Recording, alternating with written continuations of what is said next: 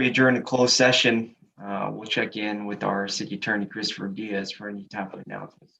Thank you, Mayor. Just wanted to note for the council that when we come out of closed session, I'll note this for the public, but I just wanted to note it now. You will be sitting as the Housing Authority for item C10 tonight, in addition to the City Council. But we're going to adjourn into closed session to consider two items. The first, the treatment plant dispute, existing litigation, and then the second, conference with labor negotiators regarding the city attorney's contract. Thank you. Thank you very much. All right, I'll see everybody in closed session.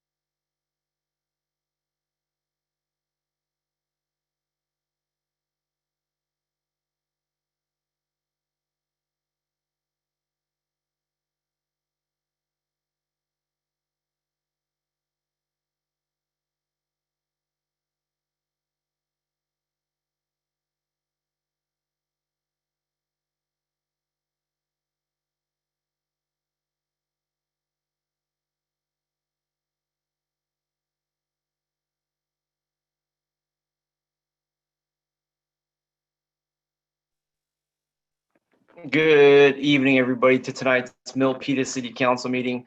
Thanks for tuning in. If you're at home across the city of Milpitas or anywhere in the world and Milpitas is in your heart, welcome. We are live on Facebook, and YouTube.com. Thank you for your patience.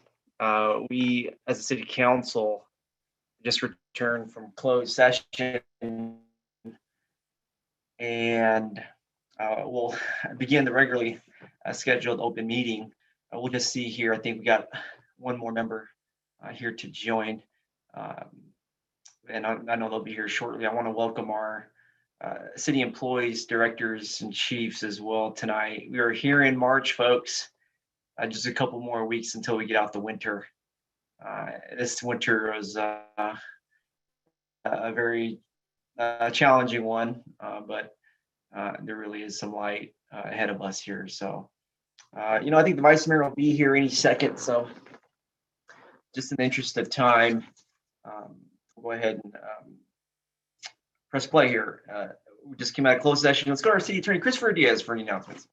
Thank you, Mayor. Just wanted to note for the public that the council gave direction in closed session, but there was nothing else to report from closed session. Thank you. Thank you very much. Moving on here to the Pledge of Allegiance. Please stand as you may.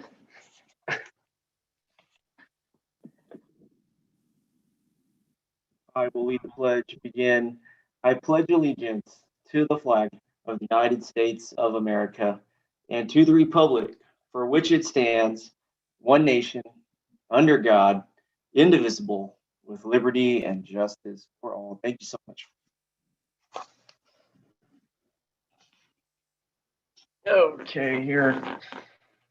Next up, we have the invocation tonight per the agenda. It is presented by Councilmember Anthony Phan.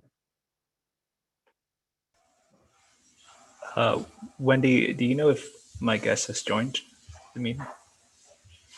Yes, he is on. Okay.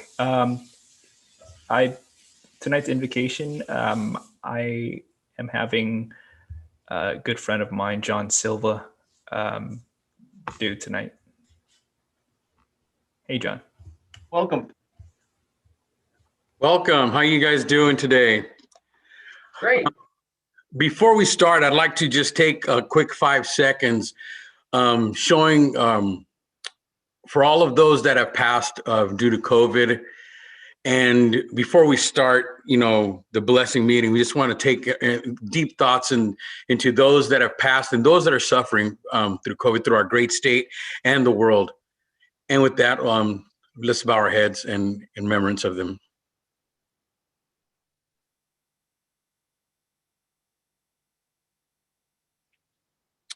Eternal God, I pray that you bless us in this meeting and keep us, Lord.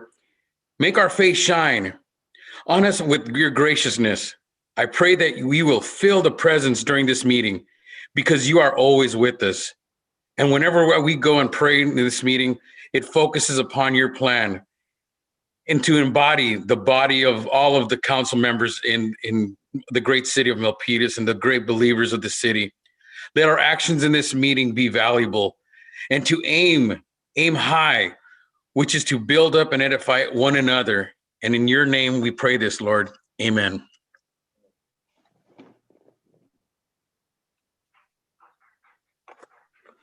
Thank you. Thank you. Thank you very much, John. You have a great evening. Thanks for being with us here tonight. Thank you. Fantastic. All right, moving on to presentations.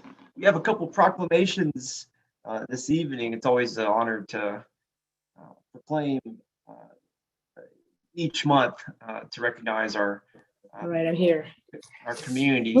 Welcome Yeah. very much, Vice Mayor. Sorry, Welcome. I just got a new laptop today, so yeah, technical difficulties, but I finally got on. Thank you. We're right in the middle of presentations. We're about to begin right here. Okay. So I'll go ahead and move forward here. And we do this every year. It's really great. All right. First up, I want to proclaim this month as Youth Arts Month. The Santa Clara Office of Education, Santa Clara County Office of Education, that is, has an initiative called Artspiration that educates, advocates, and celebrates arts education across the county. Artspiration is a countywide arts education initiative focused on professional development, student engagement, advocacy, and communication. Each March, our education is celebrated in local schools, school districts, and communities. The city of Milpitas would like to show its support of this initiative by proclaiming March as Youth Arts Month. And I'm looking forward to having more youth involved in our city commissions, especially on the Arts Commission. Our city council always brings great ideas, so looking forward to that. And the next proclamation for this month is Women's History Month. American women have dedicated their lives to achieving equal rights for all Americans and envisioning a society where women could pursue a formal education, start a business, serve in the military, yes, or run for elected office. American women represent a significant portion of the labor force and play a critical economic, cultural, and social role in our country. In 1987, Congress passed legislation which designated March as Women's History Month. And in recognition of this, the city of Milpitas would like to show its support by proclaiming March as Women's History Month. I spoke to the vice mayor earlier. It was yesterday, I think it was. And I asked her to say a few words in proclamation of Women's History Month. I want to say how honored I am to serve along with the vice mayor. I think the only two-time vice mayor in the city of Milpitas, and I know Carmen will always continue to give back to the community, and so I want to also recognize the elected officials I serve with, as the people elected them to represent our city based on being the best persons for the job. So I want to recognize Councilmember Chua and Councilmember Dominguez, along with our city manager, if I may, our assistant city manager, Ashwini Kantak, just on this executive level. It's really an honor to work alongside you, and I gain and benefit so much. But Vice Mayor, please. Thank you, Mayor. So do you want me to read the proclamation, or do you want me to just say a few words? A few words. Okay. So I just wanted to thank you for giving me this opportunity to say a few words. And I want to thank our Many words women, as you like. our strong women on our city council. We have Councilmember Evelyn Chua and Councilmember Karina Dominguez. Their leadership is very well, it's very well appreciated in our city. And because of them, we're moving the city forward. And I also want to thank all the women in leadership roles that have taken many initiatives to make things better for the world. So women do have a lot of compassion, and they have that nurturing element in them. So that's what we need more. We need more women in offices to serve the community. But I want to thank all the women who are leaders to keep going and never give up. Thank you. Thank you very much, Vice Mayor. I do want to focus on the council and our distinguished elected officials. It's always the best persons for the job. That's the goal that we seek. And it means a lot, I think, to all members of the community. Just think about our Milpitas City Council chamber, which I hope we'll return to at some point this year. We do have a wall there on the left side once you walk in the back. And on that wall, there's photos of elected officials here in Milpitas going back to 1954. And as one elected official to another, I just want to really recognize the women leaders on our council, because you all will really balance out the council for the next century and beyond. That wall is full of men, and that's changed. I think each woman leader here is going to inspire multiple more leaders who happen to be women that will be the best. And so when I look at you each respectively and uniquely, you have all made that history to represent women. Let me not forget that when I first started on the city council, along with Councilmember Fan, there was only one woman.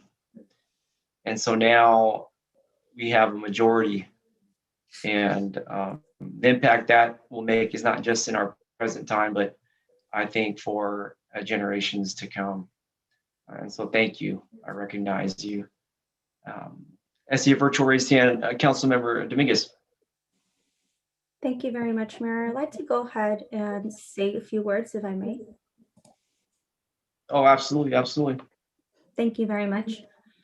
So each year we do a Women's History Month to offer an important opportunity for us to shine the light on the extraordinary legacy of the trailblazers that don't only reside here in the city of Milpitas, but our entire world. I would be remiss if I say that I have a seat at the table. As many women on this council, I think it's a true sentiment that we could do and we should do better. Representation matters. And just because we have a seat at the table, that does not mean that your acknowledgement, that doesn't mean that we're actually heard. So there's a distinguishment between having a seat at the table, having been acknowledged, and actually being heard. And I want all the little girls that are watching us today, I want you to know that your voice matters. And you must always stay voiceful. Even if your voice cracks, even if you're the only one saying something, even if you're the only one that feels uncomfortable. Because the truth is that this city has never had a woman for mayor. We must change that. And I believe it's time to change that.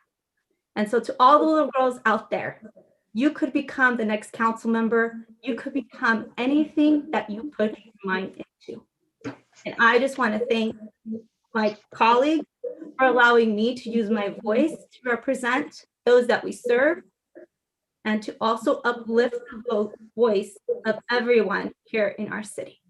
So to all the little girls, to all the women that are watching us, I see you, I respect you, and hear you. Thank you. Thank you very much. Would anybody else like the opportunity? We are here to support each other. Okay, all righty. Those are the presentations we have this evening. Moving on to public forum. All right, let's see here. Public forum. Well, we got a closed session kind of late, folks, so I'm going for 1 minute tonight. Public forum. All right, welcome to Zoom, folks. If you're on Zoom, we're doing 1 minute tonight. Virtual raised hand. You know the drill. If it's your first time, you'd like to speak for the public forum, which is like an open mic, you could raise a virtual hand. Now, if you're here for a particular agenda item here, you can wait until we get to that item, and it'll be more of a beneficial time for you to comment. So here we go, public forum, 1 minute tonight. First up, we have Urvish Mehta Kumar. Urvish Kumar Mehta, I'm sorry.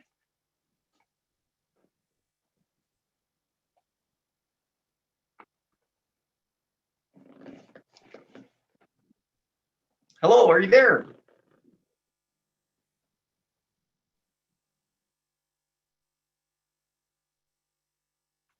Satish Kumar Mehta. Okay.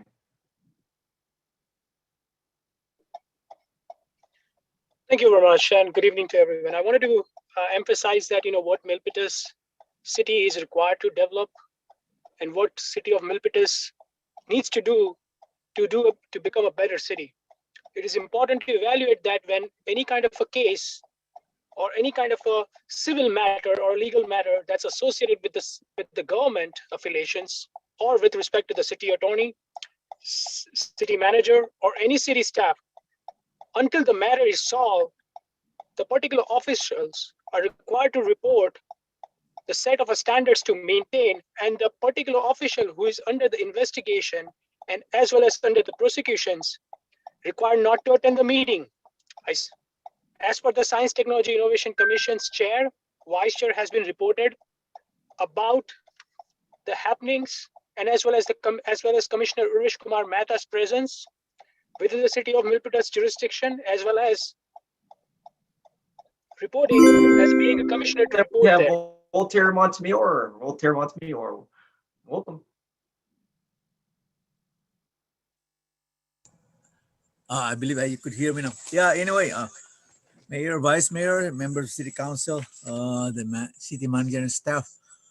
Yeah, so about my topic tonight is probably touched already before, but this is just information. I joined the meeting last night of the Parks and Recreation, PRCRC, and it's part of item 14, but not most of all. Anyway, I'm encouraged now that we are really we have developments coming about the bike, pedestrian, all those. We talk about 5 items last night, including what we touched about running out of time. CIP, inventory list, and all those. So anyway, great city.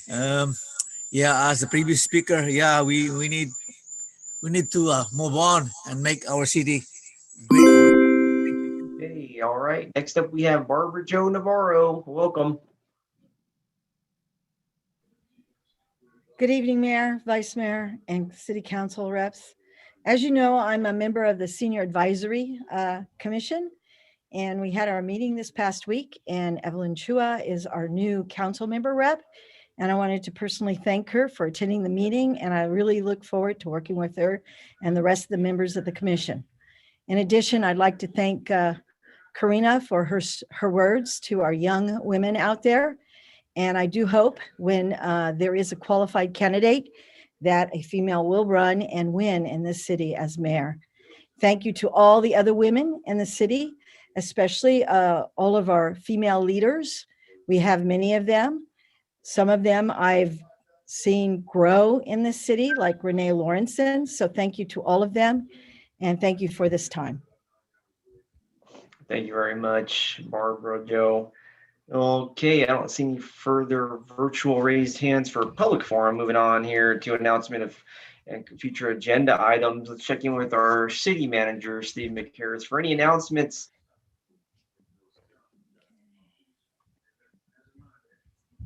Oh, your mic. Okay, there you are. Yeah, we hear you. Yeah. Good evening, Mayor Tran, members of the council. I just have one brief announcement. That's related to the County of Santa Clara Health Officer announcement today that the county will align with the state's red tier framework, and effective tomorrow, many industry and activity-specific local directives will be lifted.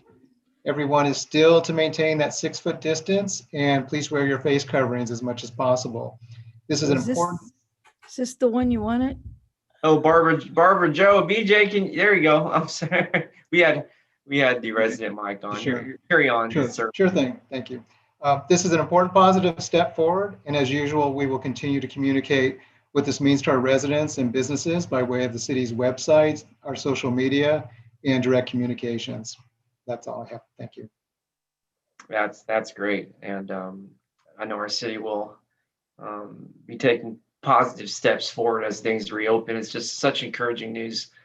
Thank you, Steve. To the city council side, I want to welcome everybody into March. Seeing a lot out in the community. Softball's back. I think there's still some signups out there at the softball fields.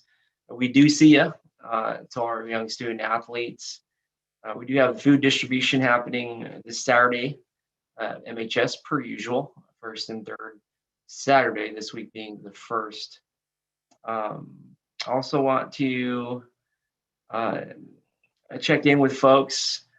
I know our partners, not necessarily our city, but our partners around the region are doing their part to clean up our community in terms of waste items that are left in public. And so I know a lot of residents have noticed improvement out in our community. So I want to give kudos to our partners, different agencies and governments, as well as a number of my colleagues here at the city for doing their part, which I really appreciate. And so I don't want to single anybody out right now, but the common effort is there. Thank you so much. Looking here to my colleagues, Councilmember Dominguez.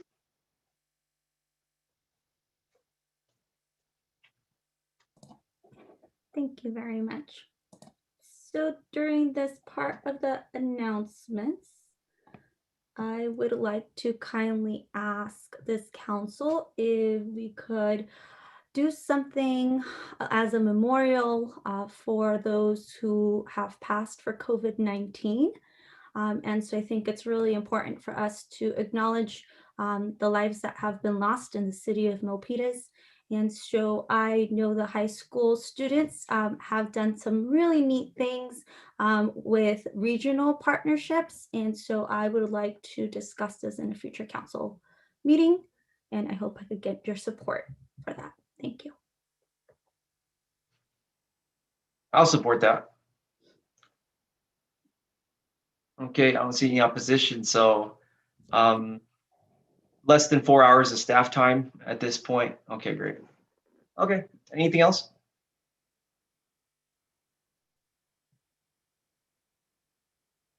Sorry. Okay, moving on here. Okay, just yeah, just virtual raise hand. Next up, we have Councilmember Chua, please. Thank you, Mayor Chan. If I may, I would like to put this, it's probably, is Mike, are you there? There you go. Oh,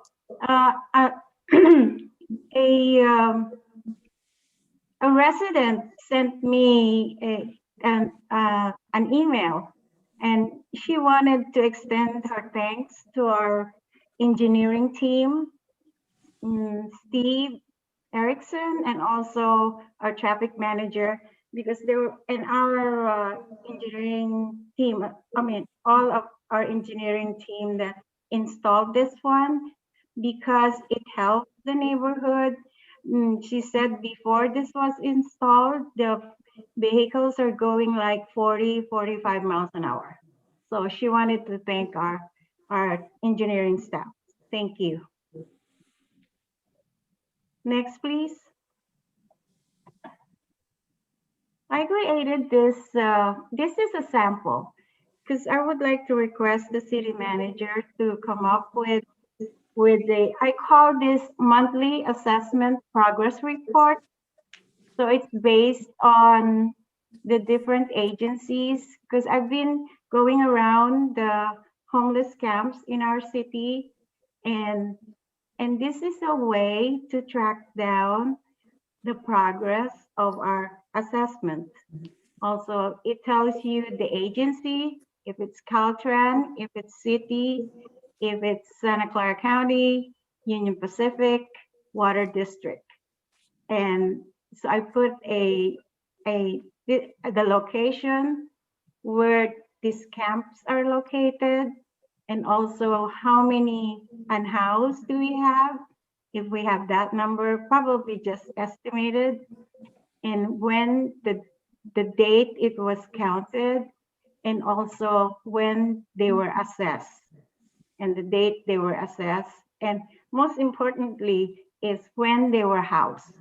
So if we have this if we have this progress report monthly, we can kind of tell if how we're doing in terms of housing our unhoused. So if we can have this, it shouldn't. I'll second that. We'll send that over to the city manager, huh? Yeah. Thank you. Thank you, Mayor. Okay, I don't hear any opposition for that one. Okay, Councilmember Chu, anything else? That's it for now. Thank you. Okay, you are delightful. I appreciate both of those items you had, especially the latter one. That'll be quite beneficial to our quality of life here in town. Next up here, we got Vice Mayor Montano. Thank you, Mayor. So I'd like to follow up on Evelyn's presentation. I didn't see the county. I recall when we approved the 200,000 that we were going to be getting some stats or some kind of feedback from them. So I don't know if you want to add that on there, or is that something at some other time? And also the Dignity on Wheels. That would be good to know. You know, what's their status? Where have they gone? So I'm just thinking out of the box of perhaps including that in there. But I do like your idea, so I'm with you on that. So as far as me, I did get a call from Dennis King. He's with the Small Business Association, and he was wondering if he was asking me if we're doing a second round. So I would like to do a second round on small business grants using CDBG funds. I know that there is still a need out there to help our small business community. So I would like to, I would like to propose that and hopefully have our city embark in that, because now they've already gone through the first round. Now they already know what to do.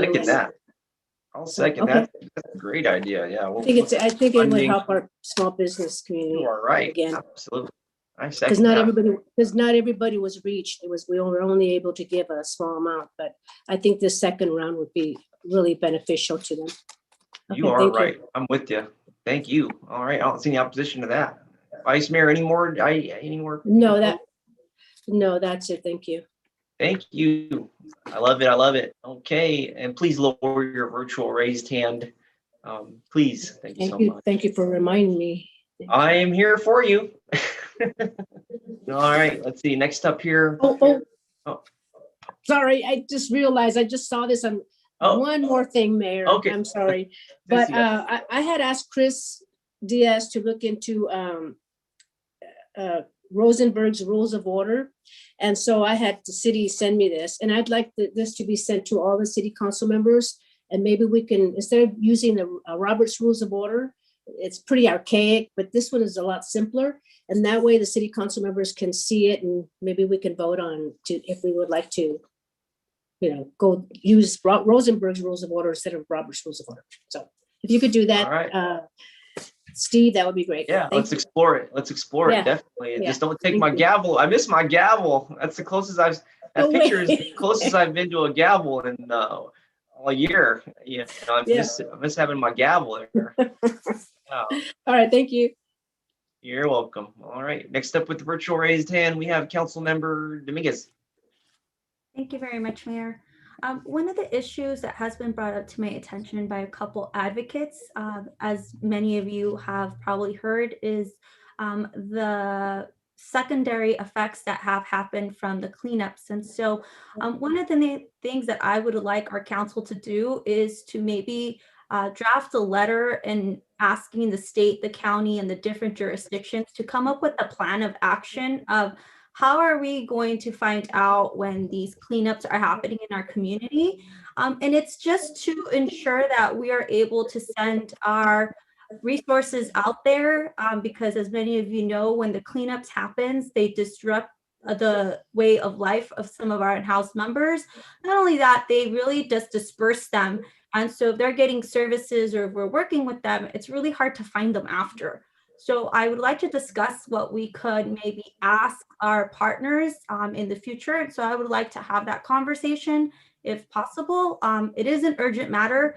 So I would like it to come back to the council versus moving into a task force. I hope I could gain your support on that. I want to support it. Can you write a memo with further detail and go through our city manager and city attorney to get that to us? I just want to make sure that if we're going to do some writing, we see it first. Well, I think this is just to bring it back to an agenda. So if we vote, I will absolutely bring back a memo. Okay. I would like to see the memo before we agendize it. Could I kindly ask, why doesn't anyone else get that same question except for me?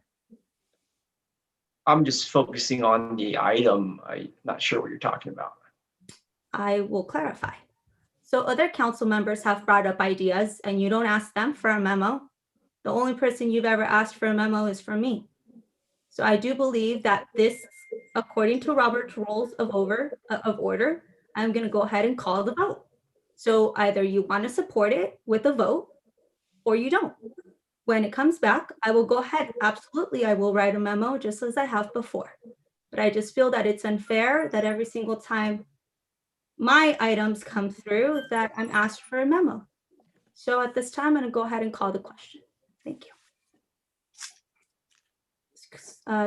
Chris, could you please help us with the roll call? Yeah, just for the council's benefit, the instructions as to how to deal with future agenda items is detailed on the actual agenda. And so we throw out an idea. There's a yes or no that we go down the line and decide whether it gains consensus to come back on a future agenda. Thank you.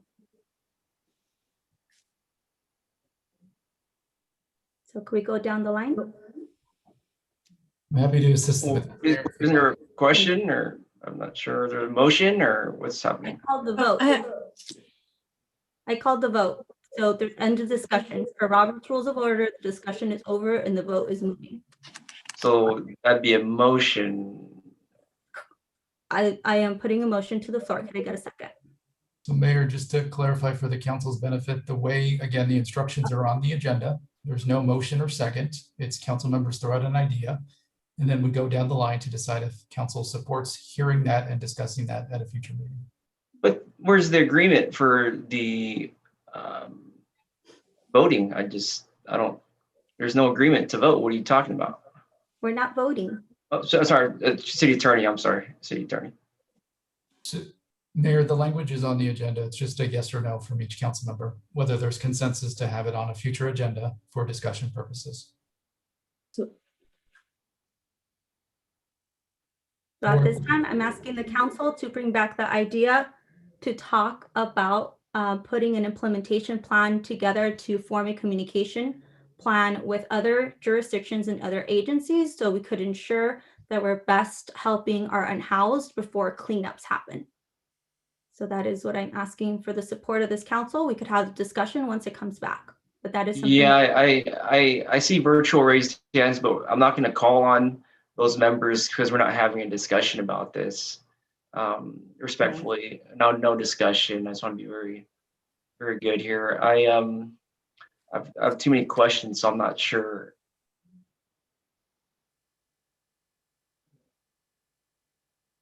Per process and procedures, all you need to say is yes or no.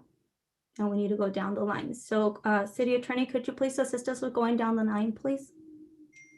Mayor, would you like me to assist? Or Wendy, could you call it? What's the procedure here? We'll go to our Robert's Rules expert, Christopher Diaz.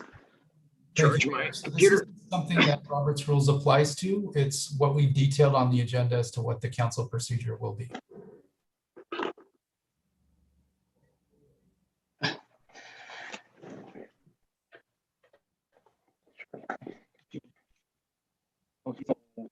Is that a mandatory policy? I mean, I don't think I've been in this situation before, Chris. No, thank you, Mayor. It's the policy we've used before, but it is what's on the agenda today. I think if you wanted to change it, we could take that direction and modify that, but that is what is on the agenda today, and that's what we've used in the past. Yeah. Well, it doesn't sound like there's majority support right now, so. With all due respect, I would like to follow what is the process for the city, which is dictated on the agenda today. And so we should go down the line for a yes or no. If not, we're not following our own rules. And there is exceptions for some council members. And in this case, there's exceptions for most, except for me.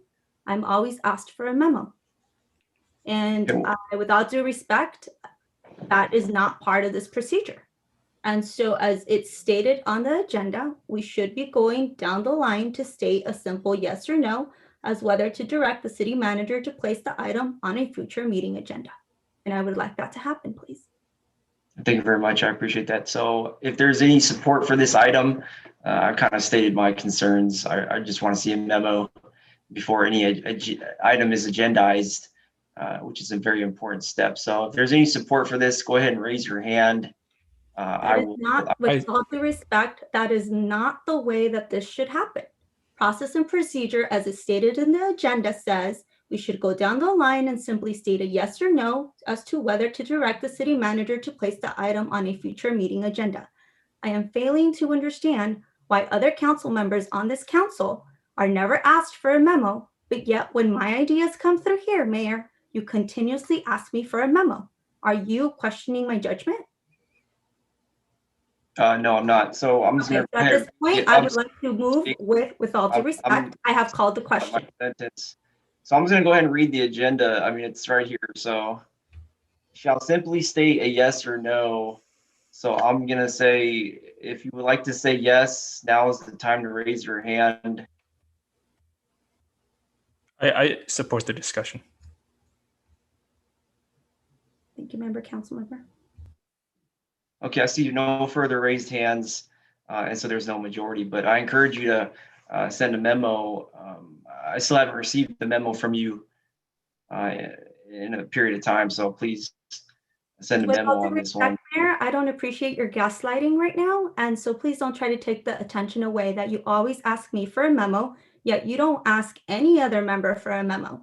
So I am a pretty intelligent woman, and I am following the information and the directions that are placed onto the agenda. If we need to write a memo, then I suggest that the entire council starts writing memos and that they present them to this council and that we add that into announcements and the future agenda items. Nowhere on there does it say a memo. So please help me understand, why do I have to write a memo? Yet there was ideas brought forward by Councilmember Chua and Vice Mayor Carmen Montano, but yet you didn't ask them for a memo. Please help me understand why that's happening. Okay, point of order. This topic of discussion is not on the agenda. So I want to focus on the announcements and future agenda items. If there's any more requests, now is the time. If not, we'll move forward. Thank you so much. Next up is announcement of conflict of interest and campaign contributions. Chris. Thank you, Mayor. At this time, I'd ask the mayor and each council member whether he or she has any financial or personal conflict of interest related to any of the items on tonight's agenda. And we'll start with Councilmember Pham. None. Thank you. Councilmember Chua. None. Thank you. Councilmember Dominguez. None. Thank you. Vice Mayor Montano. I think that's a no. None. Thank you. And Mayor Tran. None. Thank you. I'd also ask the mayor and members of the Milpitas City Council to please disclose any campaign contributions of 100 or more received within the last 12 months from any of the parties entering into contracts with the city on tonight's agenda or any development project applicant on tonight's agenda. Councilmember Pham. None. Thank you. Councilmember Dominguez. None. Thank you. Councilmember Chua. None. Thank you. Vice Mayor Montano. None. Thank you. And Mayor Tran. None. Thank you. Let the record reflect none to both questions. Thank you very much, Chris. If you could carry us on to the next item. Happy to, Mayor. Just going to go ahead and read the City Council Code of Conduct. Be respectful and courteous. Words, tone, and body language matter.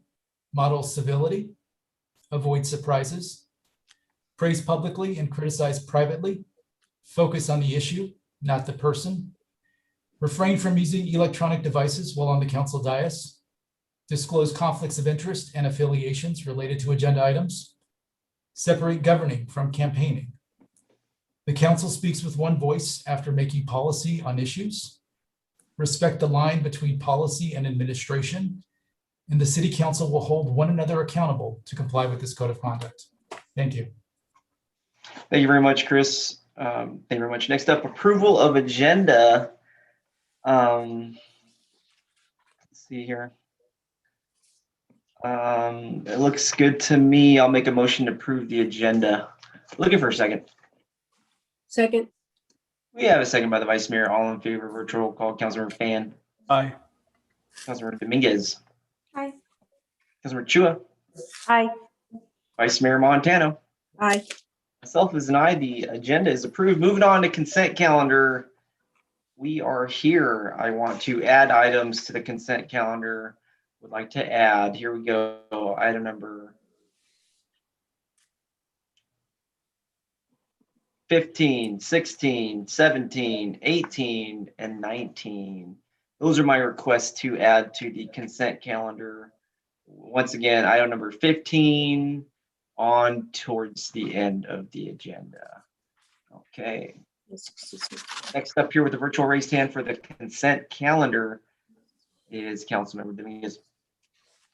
You said 15, correct? Yes. I would like to have a discussion on 15.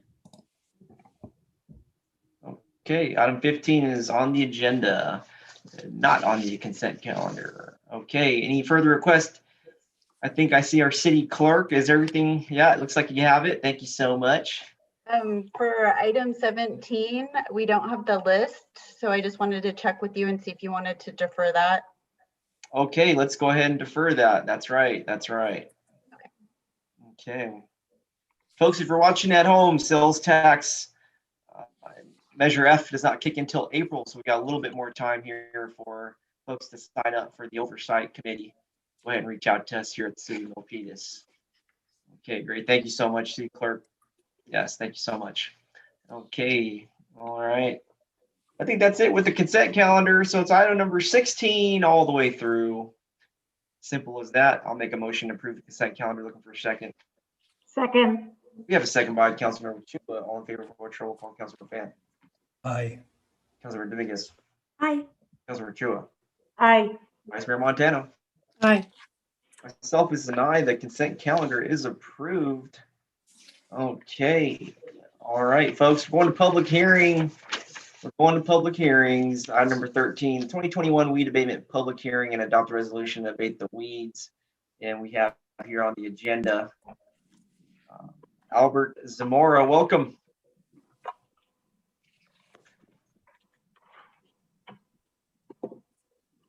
And we're setting up the presentation here. Albert, just let me know when you're here.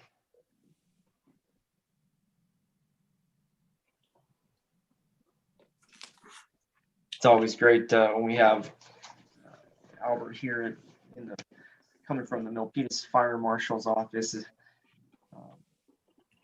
Really interesting fire prevention work happening there all across Milpitas. And when he's at our city council meeting presenting like many times before, we look forward to getting an update and seeing him and learning more how we can do our part for fire prevention. So Albert, are you there? Yes, sir. Yes, sir. Can you hear me?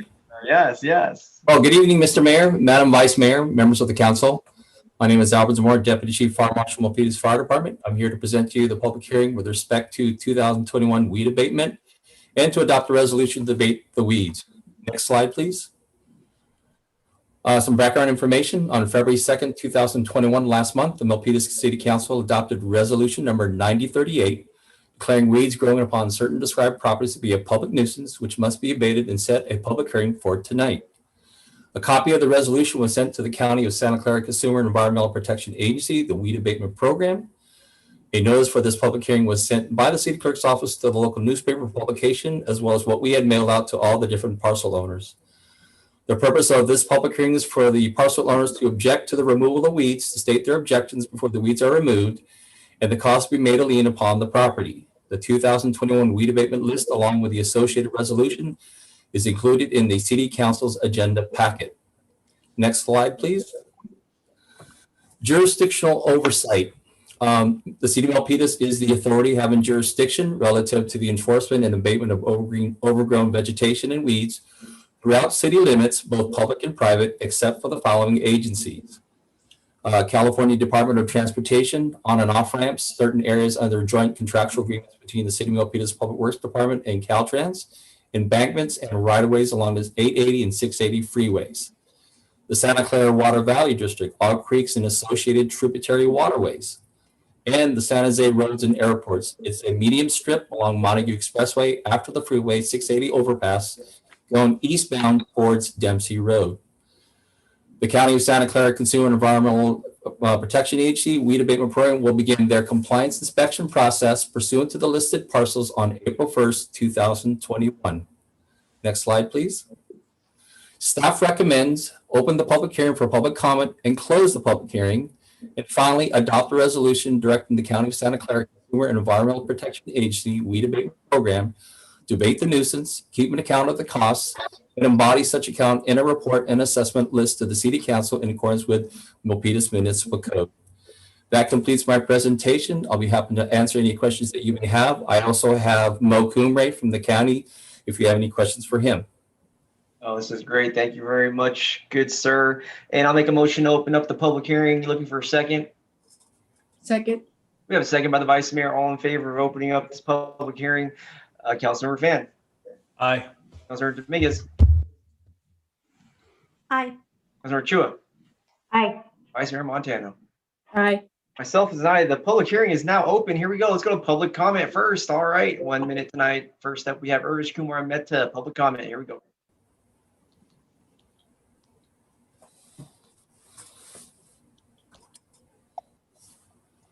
I would like City of Milpitas to consider implementation of AB 2942 bill, Assembly Bill 2942, the abatement of hazardous weeds. The AB 2942 that's applicable to the city, county, and state jurisdiction, and allows the existing law for to designate the agricultural commissioner and a specified person to destroy the weeds by conspicuously posting in front of a property in which the nuisance exists. Also, the bill allows the street, highway, or road, or any land property that is having a weed abatement to be removed by the city as per the local jurisdiction, as well as the county, and as well as the state jurisdiction. Also, it is important to implement the grants, which allows to provide the resident to avail the grant, and also provide the city services to remove the weeds from the unspecified lands, and as well as from the unspecified areas within the city. Okay. The weed We have Voltaire Montemora. Welcome. You hear me now? Yeah, thank you. Yeah, thank you all, especially to Your microphone. It's you can unmute that one. Yes. Unmute the microphone, and we'll hear from Mr. Montemayor. Hello, are you there, Uncle? I got it now. Okay, you got your minute back. I'm giving us full time back. Yes. Thank you. Yeah, it's been like the expertise and of the law of this abatement is yeah. Thank you to Mr. Albert Zamora, our officer, and yeah, it's always a problem when there's a weed transgressing. It's important that we should protect our pipes, because the roots of the weed sometimes go to the pipes, and also it blocks the storm drains, and it will cause flood, and then eventually there will be a problem, and it will be a litigation. Who will pay for the litigation if there's a disagreement between the city and the people? So yeah, anyway, it's a good cause. We should be aware of the weed abatement. I'm in favor of. Thank you. Thank you. Thank you very much, Mr. Montemayor, fondly known as Uncle. Okay, great. That's it for public comment here on the Zoom. Public hearing is still open. Let's welcome our guest from the County of Santa Clara. If I heard correctly, maybe we can get just a brief update. Dave Milpitas, welcome. Are you there?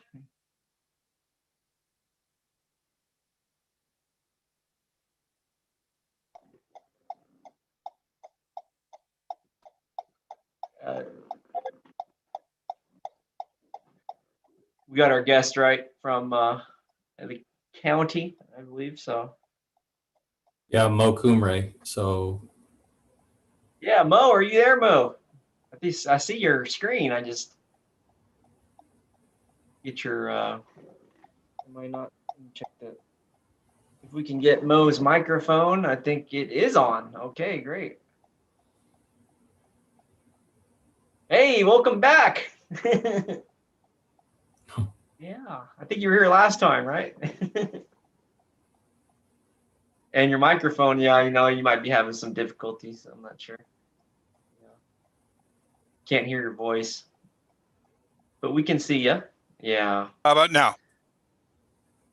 And perfect. You're All right. here. Yes. Hey, I want to give you a welcome. If you're here with us, we want to let you know that we see you and we appreciate you. And if you have any updates for us, now's the time. We're just getting ready to start taking care of the fire hazards and trying to make the county safe as we can, and to work with Albert. Okay, great. Yes, we really appreciate the work you do. As we've seen in the last few years, the fire hazard and kind of the warmer temperatures in our environment is just the higher traffic along the roadways, even those all contribute to public safety. Right? And so since we have you here, I might just take a moment of your time.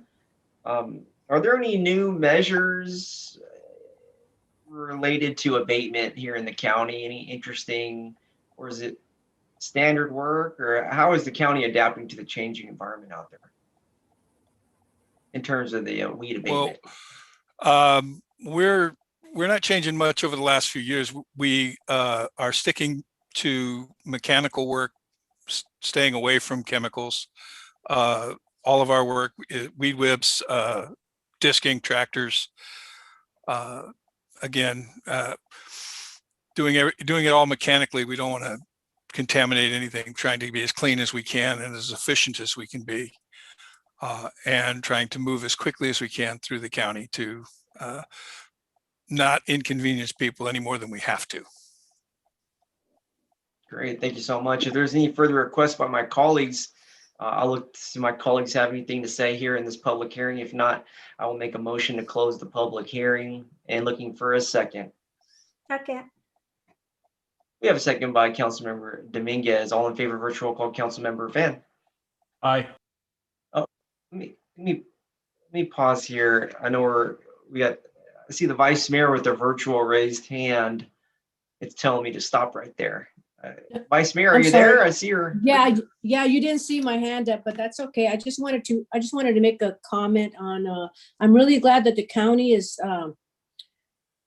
not using contaminants, because those are really bad for the environment. So I'm really glad that you're going that direction. So I'm hoping that other counties and other cities and other jurisdictions will follow your lead on that. That's really good. Thank you. Notable, very That's all. notable. Thank you. Okay, back to the vote. I left off here, Councilmember Dominguez, to close the public hearing. Second. Is that where we Oh are? no, we're doing the vote. Yeah. Oh, aye. So, yeah, there you go. And then Councilmember Chua, Aye. Vice Mayor Montano. Aye. Myself is an aye. The public hearing is now closed. And so let's go ahead and adopt this resolution as stated on the agenda. I'll make a motion to adopt the resolution. Second. We have a second by Councilmember Dominguez. All in favor, virtual roll call. Councilmember Fan. Aye. Councilmember Dominguez. Aye. Councilmember Chua. Aye. Vice Mayor Montano. Aye. Myself is an aye, and we have the motion is carried. We have just approved the adoption of this resolution, item number 13. Thank you, Mo, for being with us here tonight. Thank you. All right, until next time. All right. All right. Bye. Okay, great. Always great seeing familiar faces. And Mr. Zamora, Yes, you have a sir. great evening. We appreciate you. Please do. I appreciate you all. Thank you very much. Have a great evening. Awesome. Moving on here, item number 14. Let's conduct the fifth study session on the Milpitas Metro Specific Plan. with a presentation, discussion, and city council direction on key plan policies related to parks, trails, streetscape, placemaking, and sustainability. I sure do miss being in that city council chamber, seeing all our guests move in and out of the chamber. And so we're here virtually. And I want to go to, per the agenda, our planning director, Ned Thomas. And I know he's with a number of his colleagues here, and he can introduce them. So Ned, welcome. Good evening, Mayor Tran and Vice Mayor Montano and members of the council. We're happy to be with you again tonight. We have the same team with us as always. We have from our consultant team, Jane Lynn from Urban Field Studio, and we also have Christina Paul from Metropolitan Planning Group, also known as M Group, and they will be providing the presentation tonight. We also have our project manager, Kevin Riley, our planning manager, Jessica Gardner, and also our principal planner, Jay Lee, are here watching as well. And as you mentioned, this is our 5th study session. It's our 3rd study session since the first of the year, when we've been having policy discussions with the council. The first one, as you'll remember, we talked about land use, density, intensity of development. And then about a month ago, we had a 2nd study session where we discussed circulation, transportation, and parking. And tonight, we're going to finish up this round of discussions talking about parks, trails, placemaking, a little bit of wayfinding, and some sustainability. So we have another presentation for you. Jane Lynn will lead that, and then we look forward to receiving feedback and direction from the council. So I'll turn it over to Jane. Thank you. Thank you so much, Ned. And good evening to Milpitas City Council. Thank you for having us once again in this 3rd framework for the Milpitas Metro Specific Plan. We're very excited to show you our presentation. Christina, will you serve it up? We will be covering a lot of things. The long list actually kind of compresses into a term that we'll be using quite a bit, which is the public realm.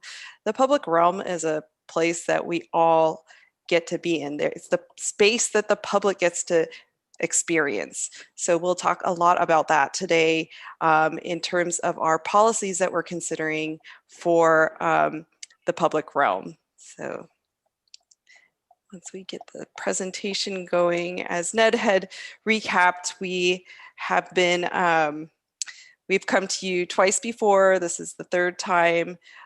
We came to you about a month ago. It's great to see you so many times.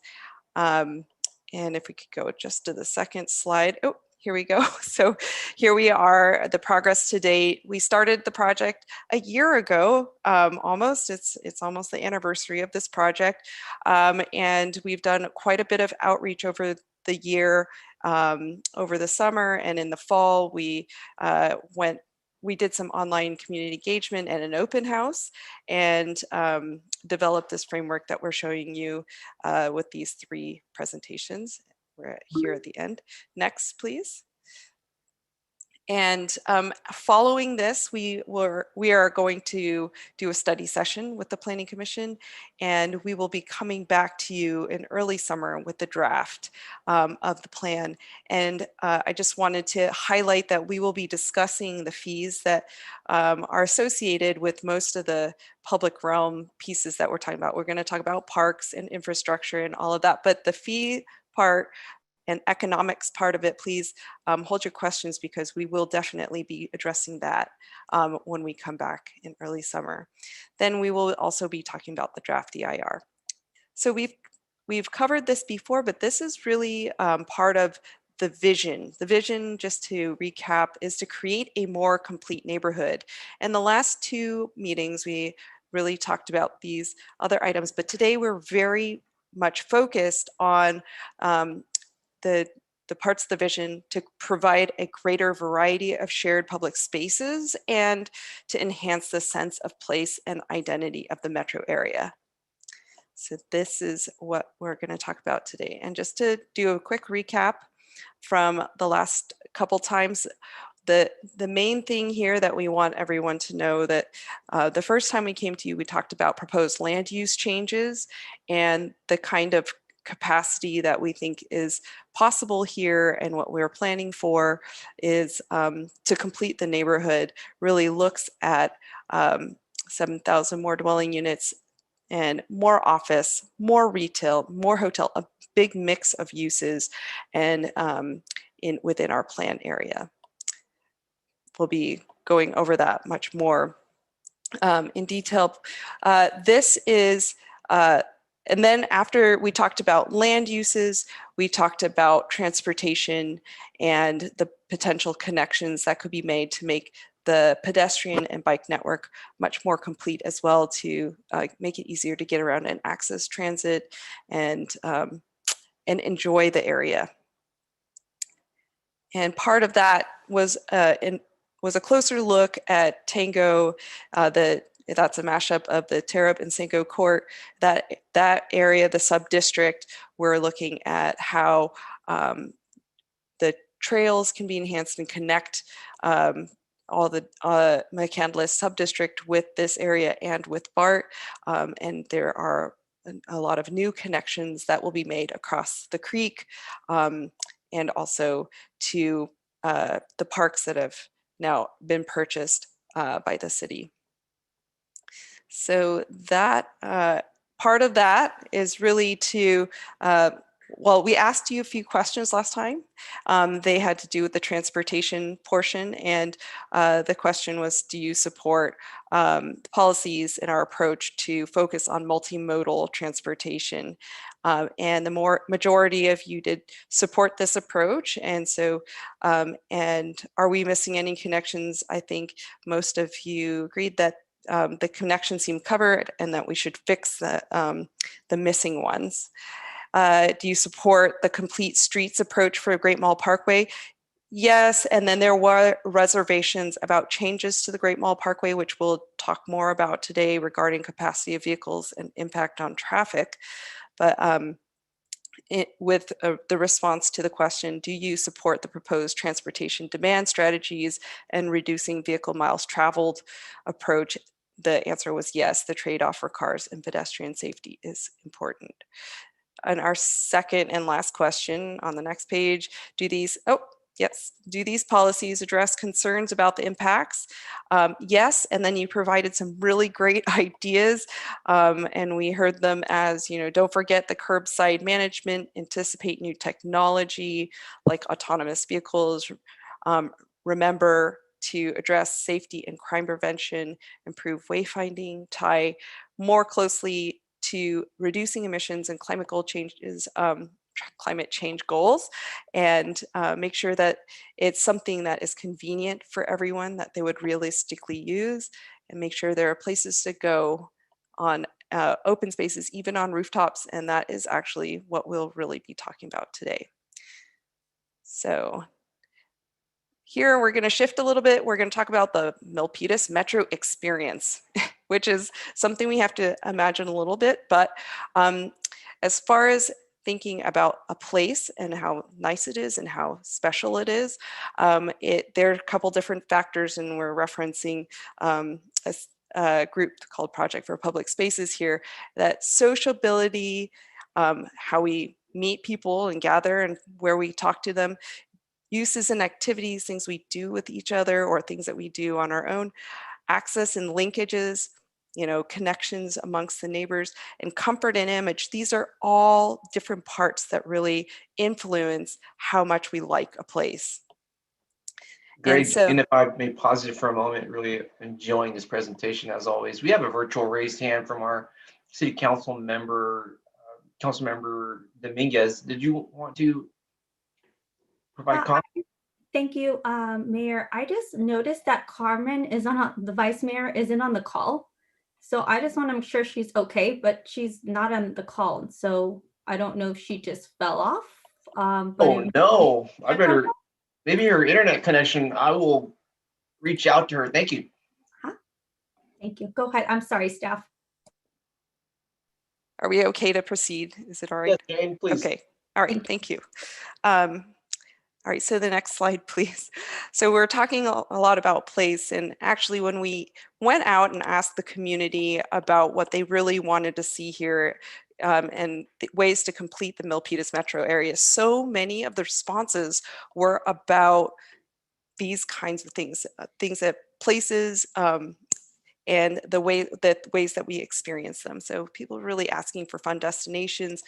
And here the word variety is one we're going to talk about quite a bit. Variety of shared public spaces, safer streets, and better connections. And there were absolutely many write-in comments that were about more variety in parks and recreation spaces, more community spaces, and places to host get-togethers, and also the conveniences like restrooms, adding trails along creeks, and bigger parks, which I think actually means you just want more of it. And actually, we'll talk about the size of parks because I think we can do quite a bit with that.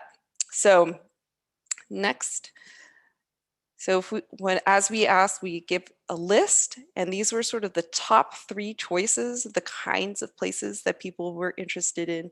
And the number 1, although these were all pretty, they were pretty close. So plazas and courtyards, people really wanted to have community event spaces that are like farmers markets. And of course, they would like trails as well. So these top 3 choices really helped inform sort of the way we're approaching this. Next slide, please. So here's where, when we're thinking about open space, we're really thinking about a very wide range of things. So most of the time when we think about open space, we're thinking about like a grassy park. And actually, in an urban place like the Milpitas metro area, there are so many different kinds of spaces that really address this need for shared public space, open space, and park, but they are often in a different kind of configuration and shape than, like, say, a suburban park. So I want you to hold that in your mind, the variety of what we can do. And it has to do with even small spaces in between buildings that really make a big difference. So some places are very programmed, other places being not that programmed, and just a big variety for being by yourself or being with people. These are all some of the things that might happen in these public spaces. Next. And here we had also come to you in the past to talk about some of the possibilities of where some of those spaces could be. And of course, the linear park and possibly a larger gathering space in the Great Mall subdistrict might be a way for us to introduce more urban public spaces. And next, please. And so as we're doing this and writing the plan, we have a couple policy ideas that Christina is going to go into. And one of the concepts is the level of service approach to parks. So Christina, will you take over? Yes, so good evening, Mayor and council members. It's wonderful to be with you again. I want to refresh our memory that we are planning in a very rich planning environment. Milpitas is really active in plan development and thinking about the future right now. So we're coordinating with each of these different plans. That includes the upcoming housing element update for the 6th cycle of RENA, the upcoming Gateway or Midtown specific plan, which may be starting in the spring, the ongoing Parks and Recreation master plan effort, the upcoming general plan, which I believe will be before you for approval very shortly, the active transportation plan, and the urban water management plan. When we look at parks in Milpitas, we have been talking about this from the beginning of our planning process. And been thinking about what are all of the different options that we can think about. It's fairly traditional for parks to be regulated by an acre per 1,000 person ratio. So Milpitas has that methodology where the general plan requires or has the goal that Milpitas provide 5 acres per 100,000 residents in park space. And because Milpitas Metro is a more urban area, the general plan has the goal, the draft general plan, to have 3.5 acres per 100,000. The task, that's the transit area specific plan that we are updating, said the similar kind of ratio, and that we should make sure that the majority of this park space is publicly accessible, not necessarily just privately accessible. And there are some ways that private space can be counted towards park requirements, but there aren't any objective requirements, any measurable requirements for on-site open space, like in a development or in an apartment complex, for example.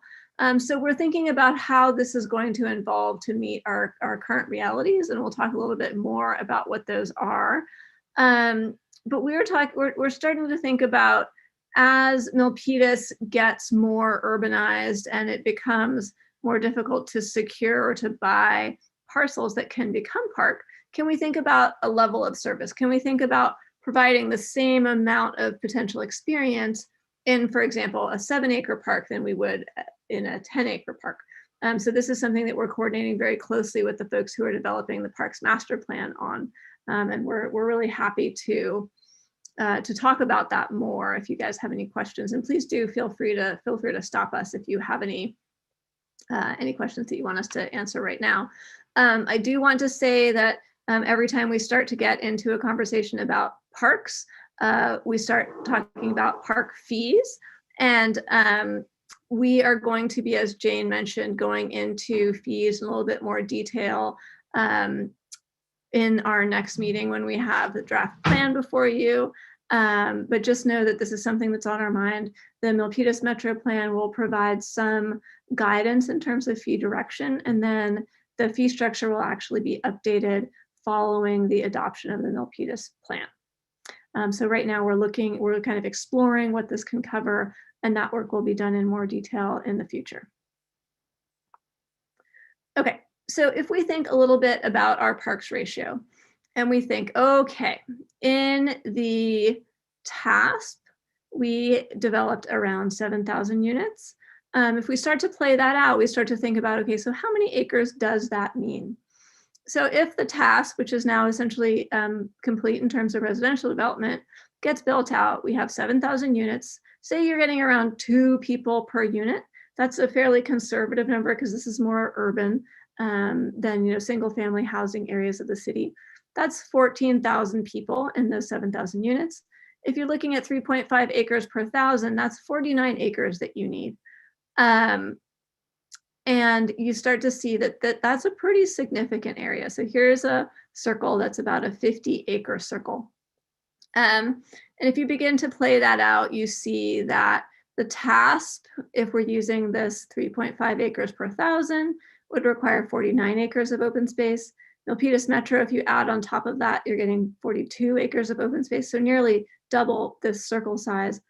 To date, we have 11.25 acres of open space in Milpitas Metro. And it is becoming an increasingly developed area. We really want to make sure that we ensure that there are very high quality recreation and outdoor experience, relaxation and socialization areas in Milpitas Metro. But we need to acknowledge that as the area develops, it is more and more difficult to secure that kind of land.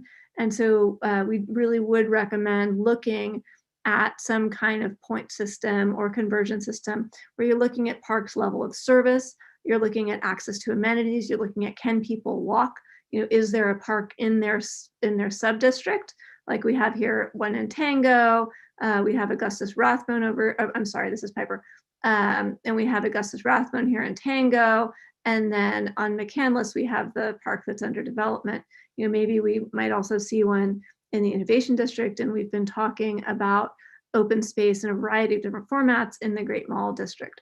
But you can see that it's fairly unlikely that we will identify 50 acres, and we need to think about what our options are if that doesn't happen, and how can we pack a lot of experience and a lot of value into smaller spaces.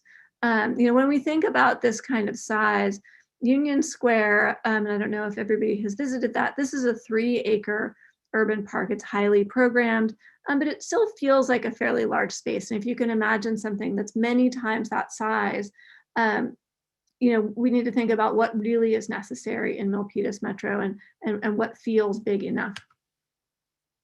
Okay, thinking about what the public parks are in Milpitas Metro right now, we have Bob McGuire Park. That's a 3-acre park. Here are a couple of different pictures of it. Augustus Rathbone Park is a smaller park, which is planned for expansion. It's 0.7 acres. And the Bart Plaza, if you kind of put together most of the pieces, it's 1 acre. McCandless Park is a little bit bigger and includes some school space, and that one's 4 acres. So when we think about this as part of the parks plan, we think, okay, it might be that in Metro, we actually have more intensively programmed, more intensively designed, but smaller park spaces. But that could be okay and acceptable. And in fact, Milpitas can offer a wonderful park system by balancing those smaller urban spaces with a citywide approach to planning, which is why we really want to make sure we're coordinating with the parks folks. So you can see these little red stars here are places where the city does provide sports field. There are a few that are close to Milpitas Metro, but this may not be something that we're actually seeing in Metro itself. When we queried where people wanted to see parks, they generally picked some open spaces, parking lots around the Great Mall and so on. But we're thinking, we do want to plan for a central gathering space in the Great Mall, really a signature space that holds the identity of this area together.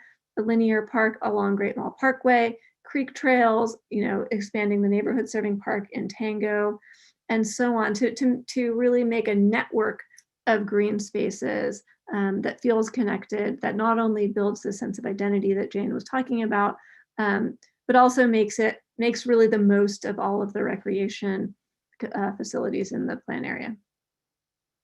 This is, an idea of the kinds of different places that we can offer, where you can have playgrounds that are, unique, open spaces that are more linear. And then we also want to really focus in a little bit more on what kinds of open spaces are we going to see on site. We'll talk a little bit about that in a minute. I believe that actually we may have brought this slide to you earlier on in the process when we were just sort of setting the groundwork. We looked at what some other cities are doing. San Jose is doing a green print program, a green print planning program, where they're developing a scoring system and looking at park quality and level of service, which we think is a potential model to build off of. Downtown Oakland has an on-site requirement for parks only because it's so urban. They're really not expecting to develop any other on-the-ground parks in downtown Oakland.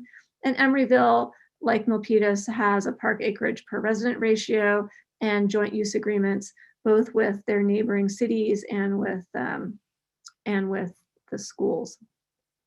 So when we start to think about a park level of service or a recreation value system, we would like to know if you have any questions about this, and then also whether or not you think this makes sense. Do you think it makes sense to use a level of service approach and to improve public spaces by expanding the level of service existing public spaces through programming and physical improvements? This is a way of taking the ratios that are set in the general plan and converting that into something that's potentially more realistic because it's easier to acquire the land, and also maybe more valuable because you can put more resources into those smaller spaces. I think that we're probably going to save all the questions till the end, which is what we've done in the past sessions.